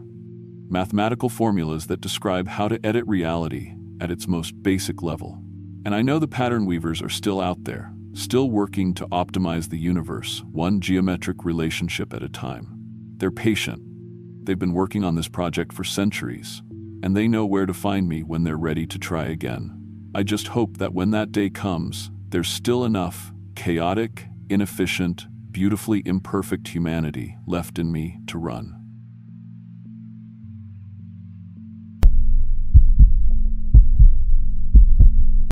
I was 29 when I started having dreams about people I'd never met. Not the usual random dream stuff, specific people, with names and faces and memories that felt as real as my own. I'd wake up remembering conversations I'd never had, places I'd never been, scars on hands that weren't mine. At first I figured it was just stress from the new job. Being the only Korean-American park ranger in the Great Smoky Mountains meant dealing with a lot of sideways looks and comments, and maybe my brain was just processing all that weirdness while I slept. But the dreams kept getting more vivid, more detailed. Sometimes I'd catch myself humming songs I'd never heard before, or craving foods I'd never tasted. My mom always said I had an overactive imagination. Probably came from being an only child with immigrant parents who worked 16-hour days at their grocery store. They wanted me to be a doctor or lawyer, something respectable that paid well. Instead, I chose to spend my days alone in the wilderness, protecting 50 square miles of some of the most isolated forest in America. This was my first solo assignment after 2 years of training and supervision. Sector 7 was considered one of the more challenging areas, mostly backcountry camping and remote hiking trails where cell service was non-existent and you might not see another human for days. The kind of place where people came to disappear from the world for a while, or sometimes just disappeared altogether. We'd lost hikers in these mountains before, found them weeks later with no memory of where they'd been, babbling about the others who looked just like them. I loved the isolation, though. There's something pure about being responsible for all that wilderness. Knowing that your decisions could mean the difference between life and death for the people who trusted the Park Service to keep them safe. My daily routine was simple. Check on registered campers, maintain trails, watch for signs of trouble. Most days were routine. Helping lost hikers, dealing with minor wildlife encounters, writing the occasional citation for people who couldn't follow basic camping rules. The morning everything changed was a Monday in late September. The leaves were just starting to turn, and there was that crisp smell in the air that always reminded me why I'd chosen this work over the fluorescent-lit office jobs my parents preferred. I was doing my regular check of Sector 7, stopping by registered campsites to make sure everyone was safe and following regulations. The first few sites were completely normal. A family from Tennessee who'd been coming to the same spot for 15 years, friendly as always, showed me pictures of a black bear they'd spotted from a safe distance. Everything exactly as it should be. I marked their site as clear and moved on, feeling that familiar satisfaction that comes with work done right. But when I reached campsite 7B, something felt immediately wrong. 2 men, sitting across from each other at a picnic table, eating breakfast from identical blue camping bowls. At first glance, they looked like brothers, maybe twins. Same khaki pants, same blue flannel shirts, same brown hiking boots, same build, same posture, same way of holding their spoons. Then they both looked up at me, and my stomach dropped. Not just similar faces, identical, down to the smallest detail. Same scar through the left eyebrow, same slightly crooked nose, same pattern of freckles. And when I called out, "Good morning," both heads turned toward me at exactly the same angle, at exactly the same speed, like they were connected by invisible strings. "Good morning, Ranger," they said in perfect unison.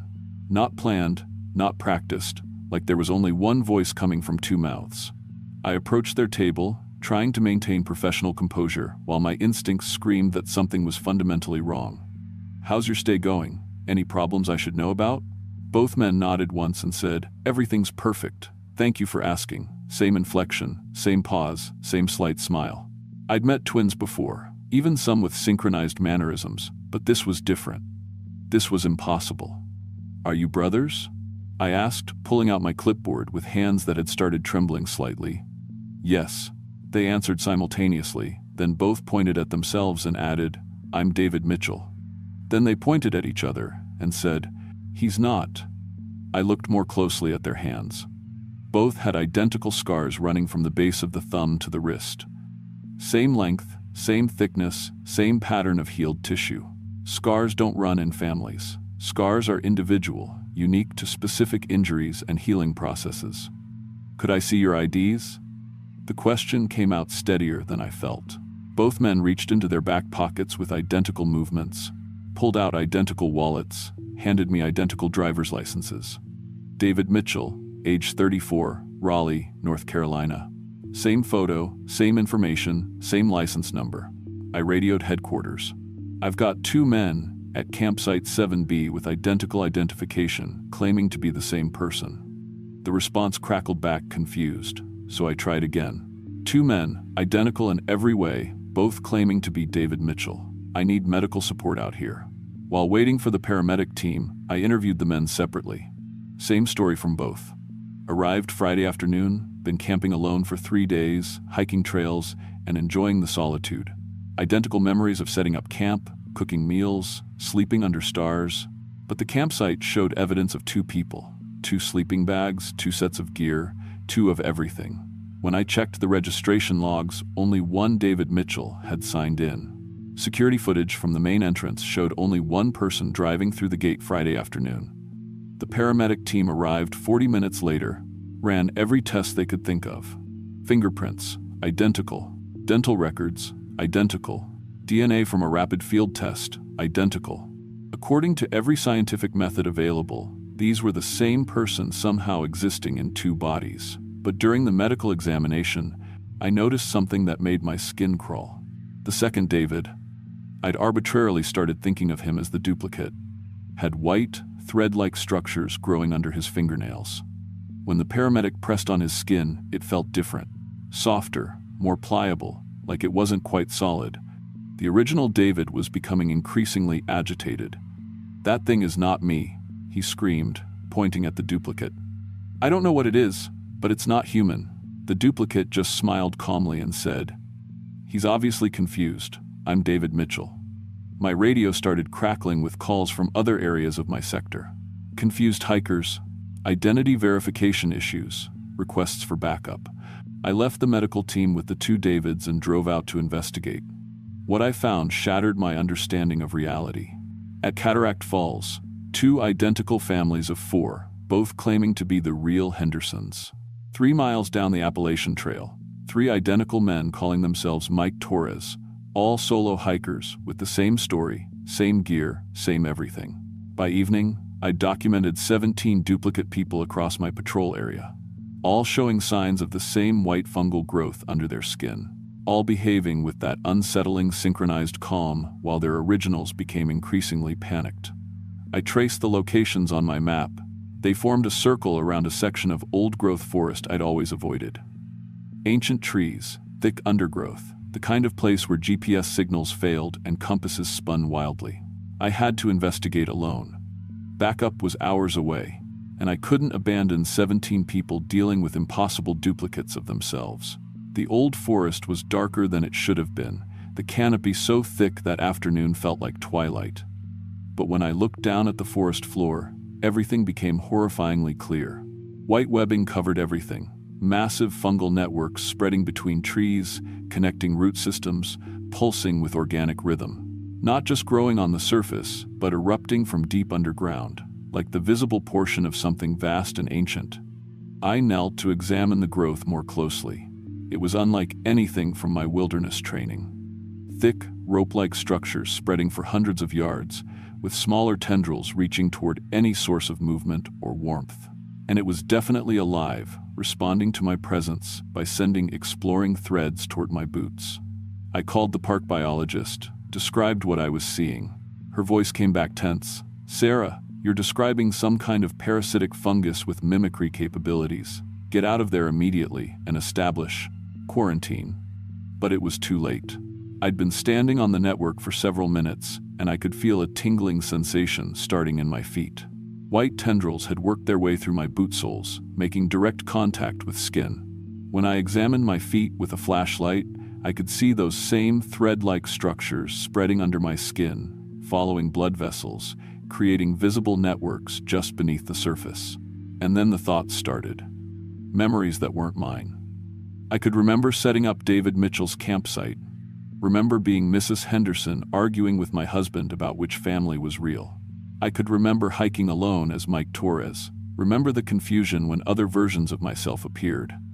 In my truck's rearview mirror, my reflection moved independently, turning its head before I moved mine, smiling when I wasn't smiling. The fungus was copying me in real time, trying to create its own version while I was still conscious. I burned the visible threads out of my feet and legs with camping fuel. The pain was excruciating, but it seemed to slow the spread. I took every antifungal medication in my kit and documented everything in my patrol log, fighting against the duplicate thoughts trying to take over my mind. "Why resist?" they whispered in my own voice. "We are better than one. We are perfect." I spent that night systematically burning the fungal network, working through agony and mental invasion. Every section I destroyed made the duplicates across my sector scream in unison before vanishing, leaving only the original, unconscious people scattered throughout the forest. By dawn, I'd destroyed what I could see of the organism. The CDC team that arrived confirmed my findings, a previously unknown species with unprecedented mimicry capabilities. It could scan and copy DNA, neural patterns, behaviors, memories from direct contact. My official report was sanitized, biological phenomenon causing disorientation. Area treated with controlled burn, no fatalities. I was recommended for commendation. But the truth is more complex. I transferred to a different park 6 months later, somewhere with less old-growth forest. I still love being a ranger, but I'm more careful now about what I let touch me. Because sometimes, late at night, I still hear my own voice saying things I'm not thinking. Sometimes my reflection smiles before I do. And sometimes I remember things that happened to people I've never met, in places I've never been. The closed section of forest is listed as ecological restoration in progress. But I know the real reason. I burned what I could see, but fungal networks run deeper than anyone realizes. The organism might be dormant, damaged, but probably not dead. And sometimes, when I'm alone in the wilderness, doing the work I still love, I wonder if the white threads under my skin ever completely disappeared, or if they're just waiting, growing slowly, quietly, patiently. Last week, I caught myself humming a song I'd never heard before. Yesterday, I had a vivid memory of a camping trip I never took. This morning, I woke up knowing things about my coworkers that they'd never told me. The dreams are getting stronger again, more detailed, more real. I should probably get tested, should probably tell someone what's happening. But what if they find those white threads still growing under my skin? What if they decide I'm not safe to be around other people? What if they're right? I'm writing this down because I need someone to know the truth about what's sleeping in those old mountains. About what happens when ancient things wake up and decide that one of anything is never enough. If you're reading this and I'm missing, don't look for me in the usual places. Look for the campsites with too many people who look exactly the same. Look for the hikers who move in perfect synchronization. Look for the signs that something old and hungry is copying the patterns it finds most interesting. And whatever you do, don't go into the closed sections of the forest. Don't touch anything that looks like white webbing. Don't trust your reflection if it starts moving independently. Because once it starts copying you, it never really stops. It just gets better at pretending to be you, until you can't tell the difference anymore. Until maybe there isn't a difference anymore.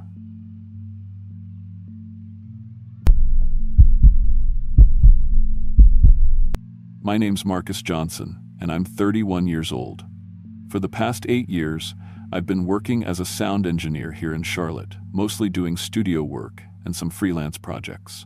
But my real passion has always been recording natural soundscapes, the kind of pristine audio you hear in meditation apps or nature documentaries. There's something about capturing pure, uncontaminated sound that just speaks to me on a professional level. I'd been trying to break into that market for years, and last spring, I finally got my shot.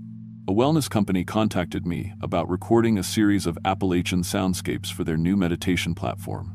The contract was worth more than I'd make in 6 months of regular studio work, and it could open doors to similar projects with other companies.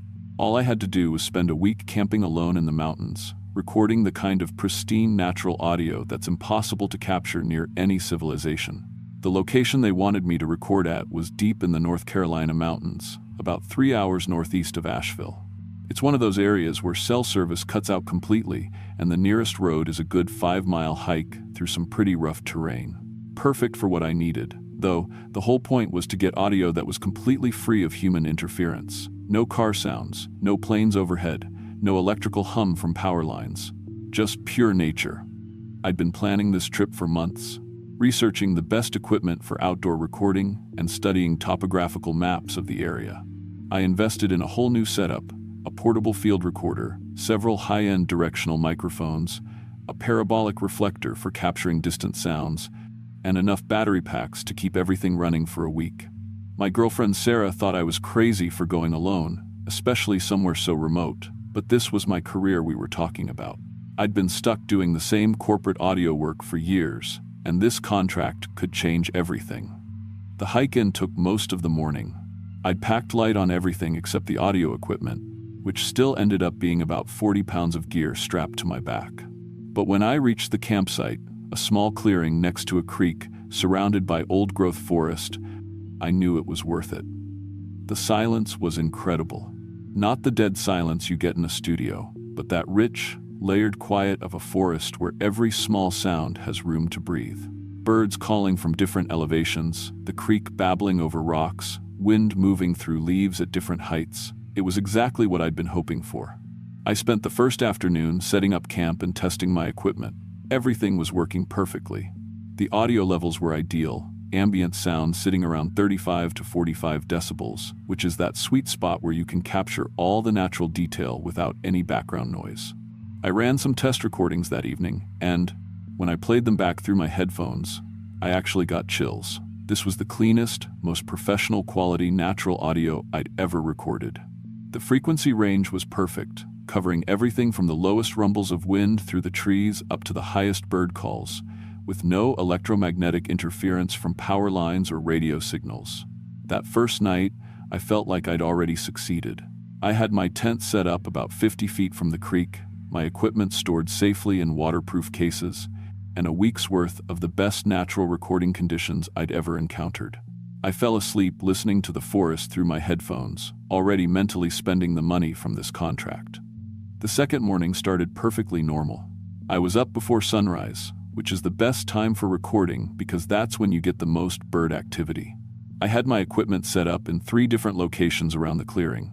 One focused on the creek sounds, one pointed up into the canopy for bird calls, and one aimed into the deeper forest to catch any wildlife sounds. For the first few hours, everything was exactly what I'd expected. Clean, beautiful audio with incredible detail and depth. But around mid-morning, while I was reviewing some of the recordings through my headphones, I noticed something odd in the spectrogram display on my field recorder. There was a consistent, low-frequency tone running underneath all the natural sounds, something around 12 hertzes, which is well below the range of human hearing. At first, I figured it was just some kind of geological activity. These mountains are old, and sometimes you pick up vibrations from underground water movement or settling rock formations. Except the more I analyzed it, the less natural it seemed. The frequency was too consistent, too regular. It had these subtle modulation patterns that looked almost structured, like data. I'd never seen anything like it in 8 years of audio work. Natural subsonic frequencies from geological activity are usually chaotic and irregular. This looked like something that was artificially generated. I started paying more attention to it as the day went on, and that's when I noticed the wildlife responding to it. Every time there was a peak in that 12 Hz signal, the birds would go silent for exactly 3 seconds. Then they'd resume their calls in these synchronized waves, like they were all following the same cue. The insects did it too. Their activity would pause and then resume in perfect coordination across the entire forest. By afternoon, I was getting seriously weirded out. I'd recorded in dozens of different natural locations over the years, and I'd never seen animals behave with that kind of precision. It was like something was conducting them, using that subsonic frequency as a signal. I started focusing my equipment specifically on capturing and analyzing the subsonic range, trying to figure out where it was coming from. That's when things got really strange. My equipment started responding to the signal too. The recording levels would automatically adjust themselves to amplify the subsonic frequencies, even though I hadn't programmed them to do that. Gain settings would change on their own, directional microphones would shift their pickup patterns, and my field recorder would switch between different input modes without any input from me. It was like something was learning to operate my equipment remotely, using the subsonic signals as commands. I'm a professional sound engineer. I know my equipment inside and out. These devices don't just change their own settings randomly. But every time there was a complex pattern in that 12 Hz range, my gear would respond with different configurations. Like it was being programmed by something that understood audio technology better than I did. That evening, I started picking up frequencies on the other end of the spectrum too. Ultrasonic signals above human hearing range, around 25 to 40 kilohertzes. When I analyzed them, they had this digital-like structure, almost like data packets being transmitted. And they seemed to be scanning my equipment, somehow extracting information about my recordings and sending it somewhere. I was starting to feel like I was being watched, but not by anything human. It was more like being studied by something that communicated entirely through sound frequencies. Something that had been monitoring my audio work since I'd arrived and was now learning from it. The third morning, I made a discovery that made my blood run cold. While reviewing the previous day's recordings, I found audio of my own voice saying things I'd never said. Perfect reproductions of my speech patterns, my accent, even the way I clear my throat. but the words were coming from empty areas of the forest where I'd never been. Phrases like, "The equipment is functioning properly," and "No anomalies detected." In my exact voice, recorded by microphones I'd positioned hundreds of yards away from my campsite. I'd done enough voice work to know how difficult it is to perfectly mimic someone's vocal characteristics. Frequency, timbre, speech patterns, breathing. There are dozens of subtle factors that make each person's voice unique. But these recordings were flawless. Whatever had made them had learned my voice from the equipment testing I'd been doing, and now it was using my own vocal patterns for its communications. As I was analyzing this impossible audio, I heard movement in the forest around my camp. Not animal movement, and intelligent, something deliberate and intelligent, circling my position at a distance. I grabbed my parabolic microphone and aimed it toward the sounds, and what I captured made me drop the equipment. There were voices out there, multiple voices, all using my speech patterns, having a conversation in the deep woods about my presence, my equipment, and my acoustic capabilities. They were discussing me, like I was some kind of threat that needed to be evaluated and potentially eliminated. That's when I saw them. They were tall, maybe 7 feet, and impossibly thin, with elongated heads that seemed designed for focusing sound.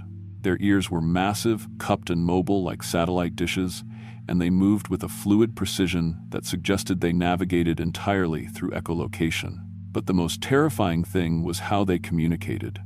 They would generate sounds from anywhere in their bodies, subsonic rumbles from their chests, ultrasonic clicks from their throats, and modulated tones that seemed to come from specialized organs I couldn't even see. And they were hunting me. I watched through my binoculars as they coordinated their approach using a complex symphony of frequencies. They communicated through the environmental sounds around them, modulating the wind through the trees, the flow of the creek, even the calls of birds and insects. The entire forest had become their communication network, and they were using it to surround my position with military precision. My professional audio training was both a blessing and a curse.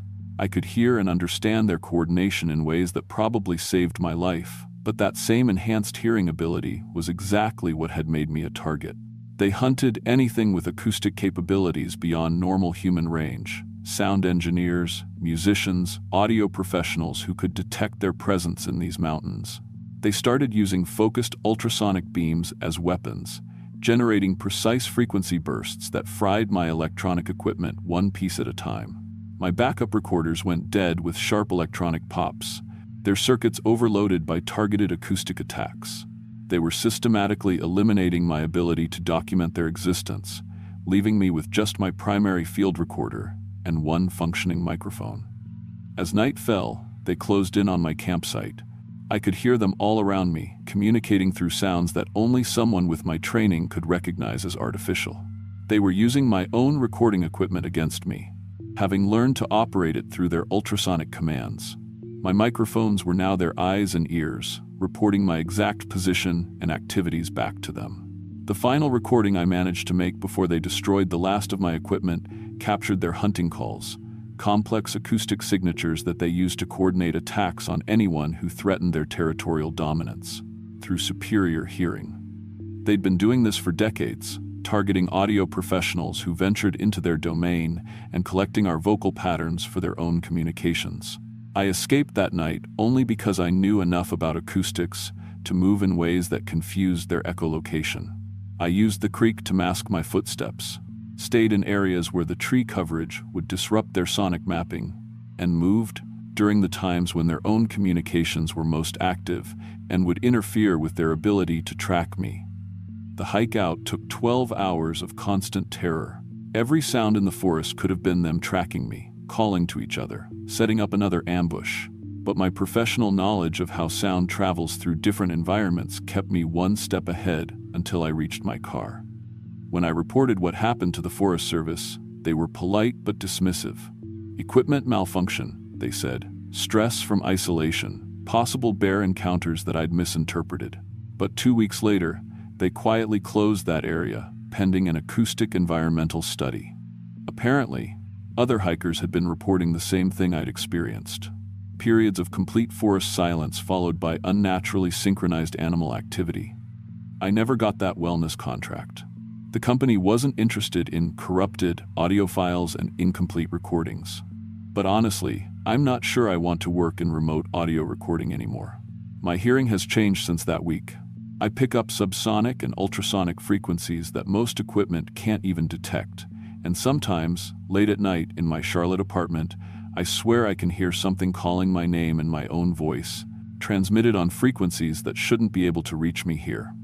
I still have that final recording buried in my files somewhere, but I've never played it back.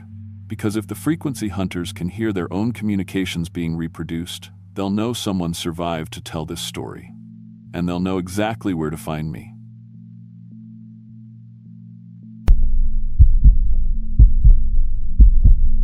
My name is Robert Kim, and I've been driving delivery routes through the Appalachian Mountains for 12 years. Not the kind of job you plan on keeping forever, but it pays decent, and I've always been good with directions. GPS technology is basically my lifeline. I run multiple devices simultaneously, know every shortcut from Virginia to Georgia, and I've never missed a delivery window. Not once.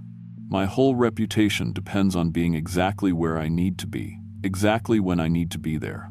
But what happened last October in the Blue Ridge Mountains changed everything I thought I knew about navigation, about technology, and about what might be watching us from those ancient peaks. I'd been planning a solo camping trip for months. My girlfriend Sarah had been pushing me to take some real time off, said I was getting too obsessed with work efficiency and needed to disconnect. She wasn't wrong. I'd started dreaming in GPS coordinates, checking my phone's location even when I was sitting in my own living room. The plan was simple: 3 days hiking and camping in the Pisgah National Forest, testing some new GPS equipment I'd bought with the idea of maybe starting a side business reviewing outdoor gear. Sarah thought I was crazy for wanting to spend my vacation testing more GPS devices, but she didn't understand. In the delivery business, your equipment failing can cost you hundreds of dollars in missed deliveries and damaged reputation.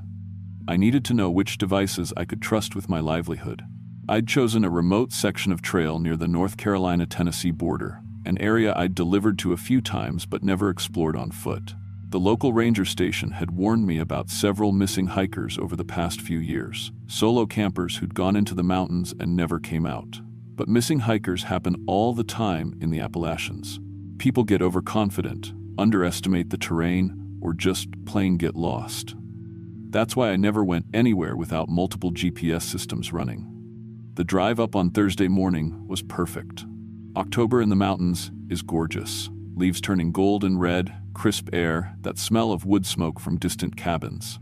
I parked at a trailhead about 15 miles from the nearest town, a gravel lot that was completely empty except for an old Ford pickup that looked like it had been there for weeks. Probably belonged to some local hunter. I spent an hour setting up my equipment before even shouldering my pack. Smartphone running 3 different GPS apps, a high-end Garmin handheld unit, a GPS watch, and an emergency beacon I'd borrowed from my buddy Marcus, who does search and rescue. All devices showing perfect satellite lock, crystal clear signals, coordinates matching to the meter. I remember feeling that familiar surge of confidence you get when your technology is working flawlessly. The trail started easy, well-marked path through mixed hardwood forest, gradual, elevation gain, exactly what my downloaded maps predicted. For the first few hours, everything went perfectly. I was making good time toward my planned camping spot, about 8 miles in, near a small creek, marked on my topographical maps. All my devices were tracking consistently, showing me exactly where I expected to be. It was around 2:30 inches the afternoon when I first noticed something wrong. I'd stopped for a water break at a scenic overlook, pulling out all my devices to log their readings like a good tester should. My phone showed coordinates 35.7595 degrees north, 82.2663 degrees west, which matched my paper maps perfectly. But the Garmin was showing me 3 miles southeast at 35.7398 degrees north, 82.2891 degrees west, and my watch had me a mile northeast at 35.7712 degrees north, 82.2445 degrees west. Mountain interference, I told myself, happens sometimes when signals bounce off rock faces. But when I checked the satellite indicators, all devices showed strong signals with perfect accuracy ratings. I reset everything, waited for fresh locks, checked again, same impossible readings. According to my equipment, I was somehow in 3 different places simultaneously. I documented everything in my field notebook, because that's what you do when you're testing equipment professionally. Time, coordinates, signal strength, weather conditions. I figured I'd sort it out later. Maybe contact the manufacturers about potential interference issues in mountain terrain. But as I hiked deeper into the forest, the readings got stranger. By late afternoon, my devices weren't just showing conflicting locations. They were showing me in places I'd been hours earlier. My phone GPS was tracking me along the morning's trail section, like it was replaying my route from 6 hours ago. The Garmin was showing future coordinates, points further along tomorrow's planned route that I hadn't reached yet. When I finally made camp near the creek, I sat in my tent with all the devices spread out around me, trying to make sense of the data. It was like the mountain was recording my GPS coordinates and playing them back at different times, a digital echo bouncing through time instead of space. I'd never seen anything like it in 12 years of depending on GPS technology for my living. The second day, things got genuinely disturbing. When I powered up my devices at dawn, they started displaying GPS tracks from other people. Dozens of hiking routes overlaid on my maps, all with different timestamps and user IDs.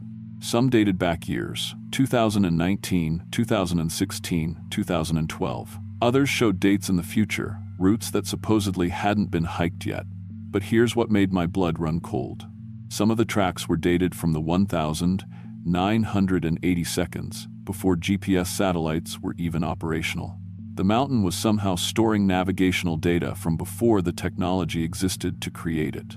I could access detailed activity logs for each track.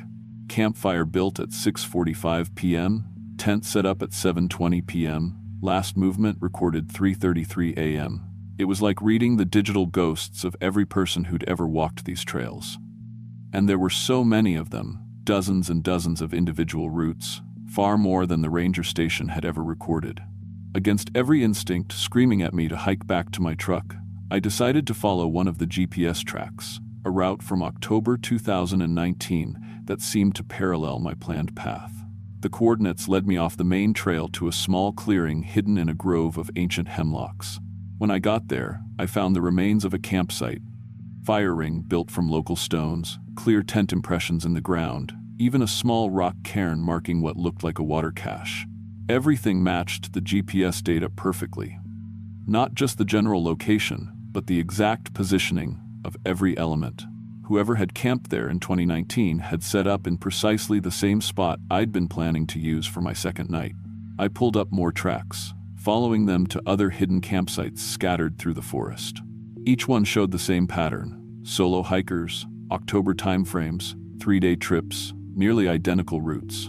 It was like the mountain was guiding people to repeat the same patterns over and over, decade after decade. That's when I noticed the elevation data.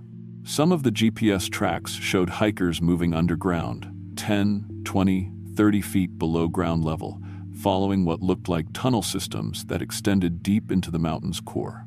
When I followed these underground tracks to their surface entry points, I found them. Hidden cave entrances barely visible behind curtains of mountain laurel and rhododendron, openings that didn't appear on any official survey maps. The mountain's GPS memory included geography that was completely invisible to normal mapping efforts. By evening, my emergency beacon started picking up distress signals, not one or two, dozens, all broadcasting from coordinates deep inside the mountain, in areas that the underground track data had shown me. According to the signal timestamps, they were from hikers who'd gone missing over the past decade. But the signals were active, current, still sending out GPS coordinates and battery status updates. I tried to tell myself it was some kind of electromagnetic phenomenon, that the mountain's mineral composition was somehow storing and replaying electronic signals like a natural recording device. But the data was too organized, too deliberate. Someone, or something, was collecting and cataloging every person who entered this area. That night, I barely slept. Every time I dozed off, I'd wake up to find my GPS devices displaying new track data. Routes I'd never seen before. Coordinates that seemed to pulse and shift on the screens like they were alive. The emergency beacon kept detecting new distress signals, voices that came through the static speaking names I didn't recognize, coordinates that led deeper into the mountain's hidden geography. On the morning of day 3, all my devices showed me at impossible coordinates. According to the GPS readings, I was simultaneously inside solid rock, submerged in an underground lake, and floating 100 feet above the tree line. The mountain's stored GPS data was completely overriding the satellite signals, replacing reality with its own accumulated digital memories. That's when I finally understood what was happening. The mountain itself was some kind of vast, conscious GPS system, not just recording navigation data, but actively collecting it, feeding on it. Every hiker who'd entered its territory with electronic devices had become part of its memory bank. Their routes and coordinates stored forever, replayed endlessly to guide new visitors along predetermined paths.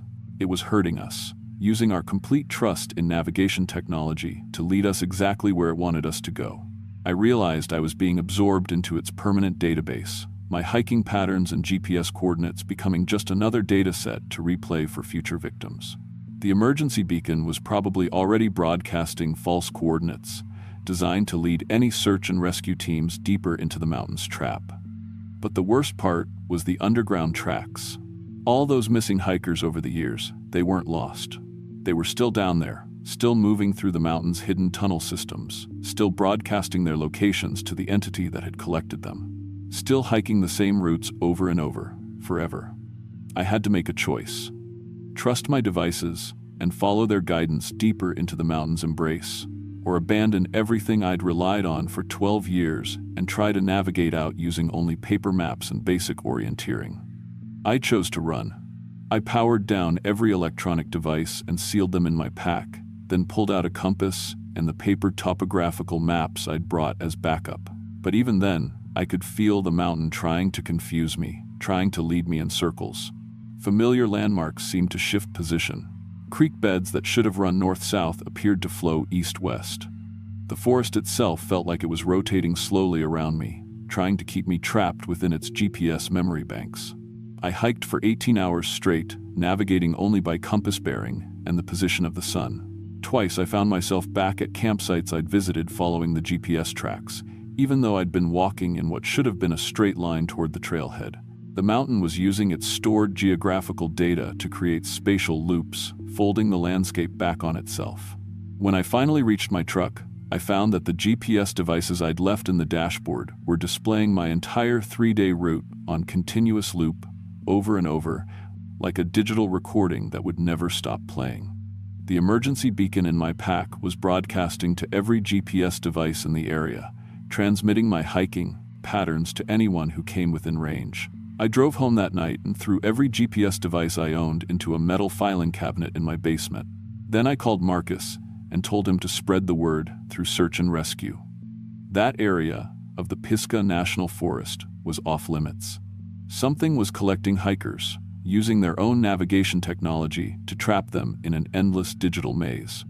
He didn't believe me, of course.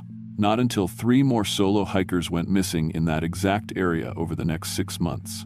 All experienced outdoors people, all carrying multiple GPS devices, all last seen heading toward coordinates that matched the track data I'd recorded.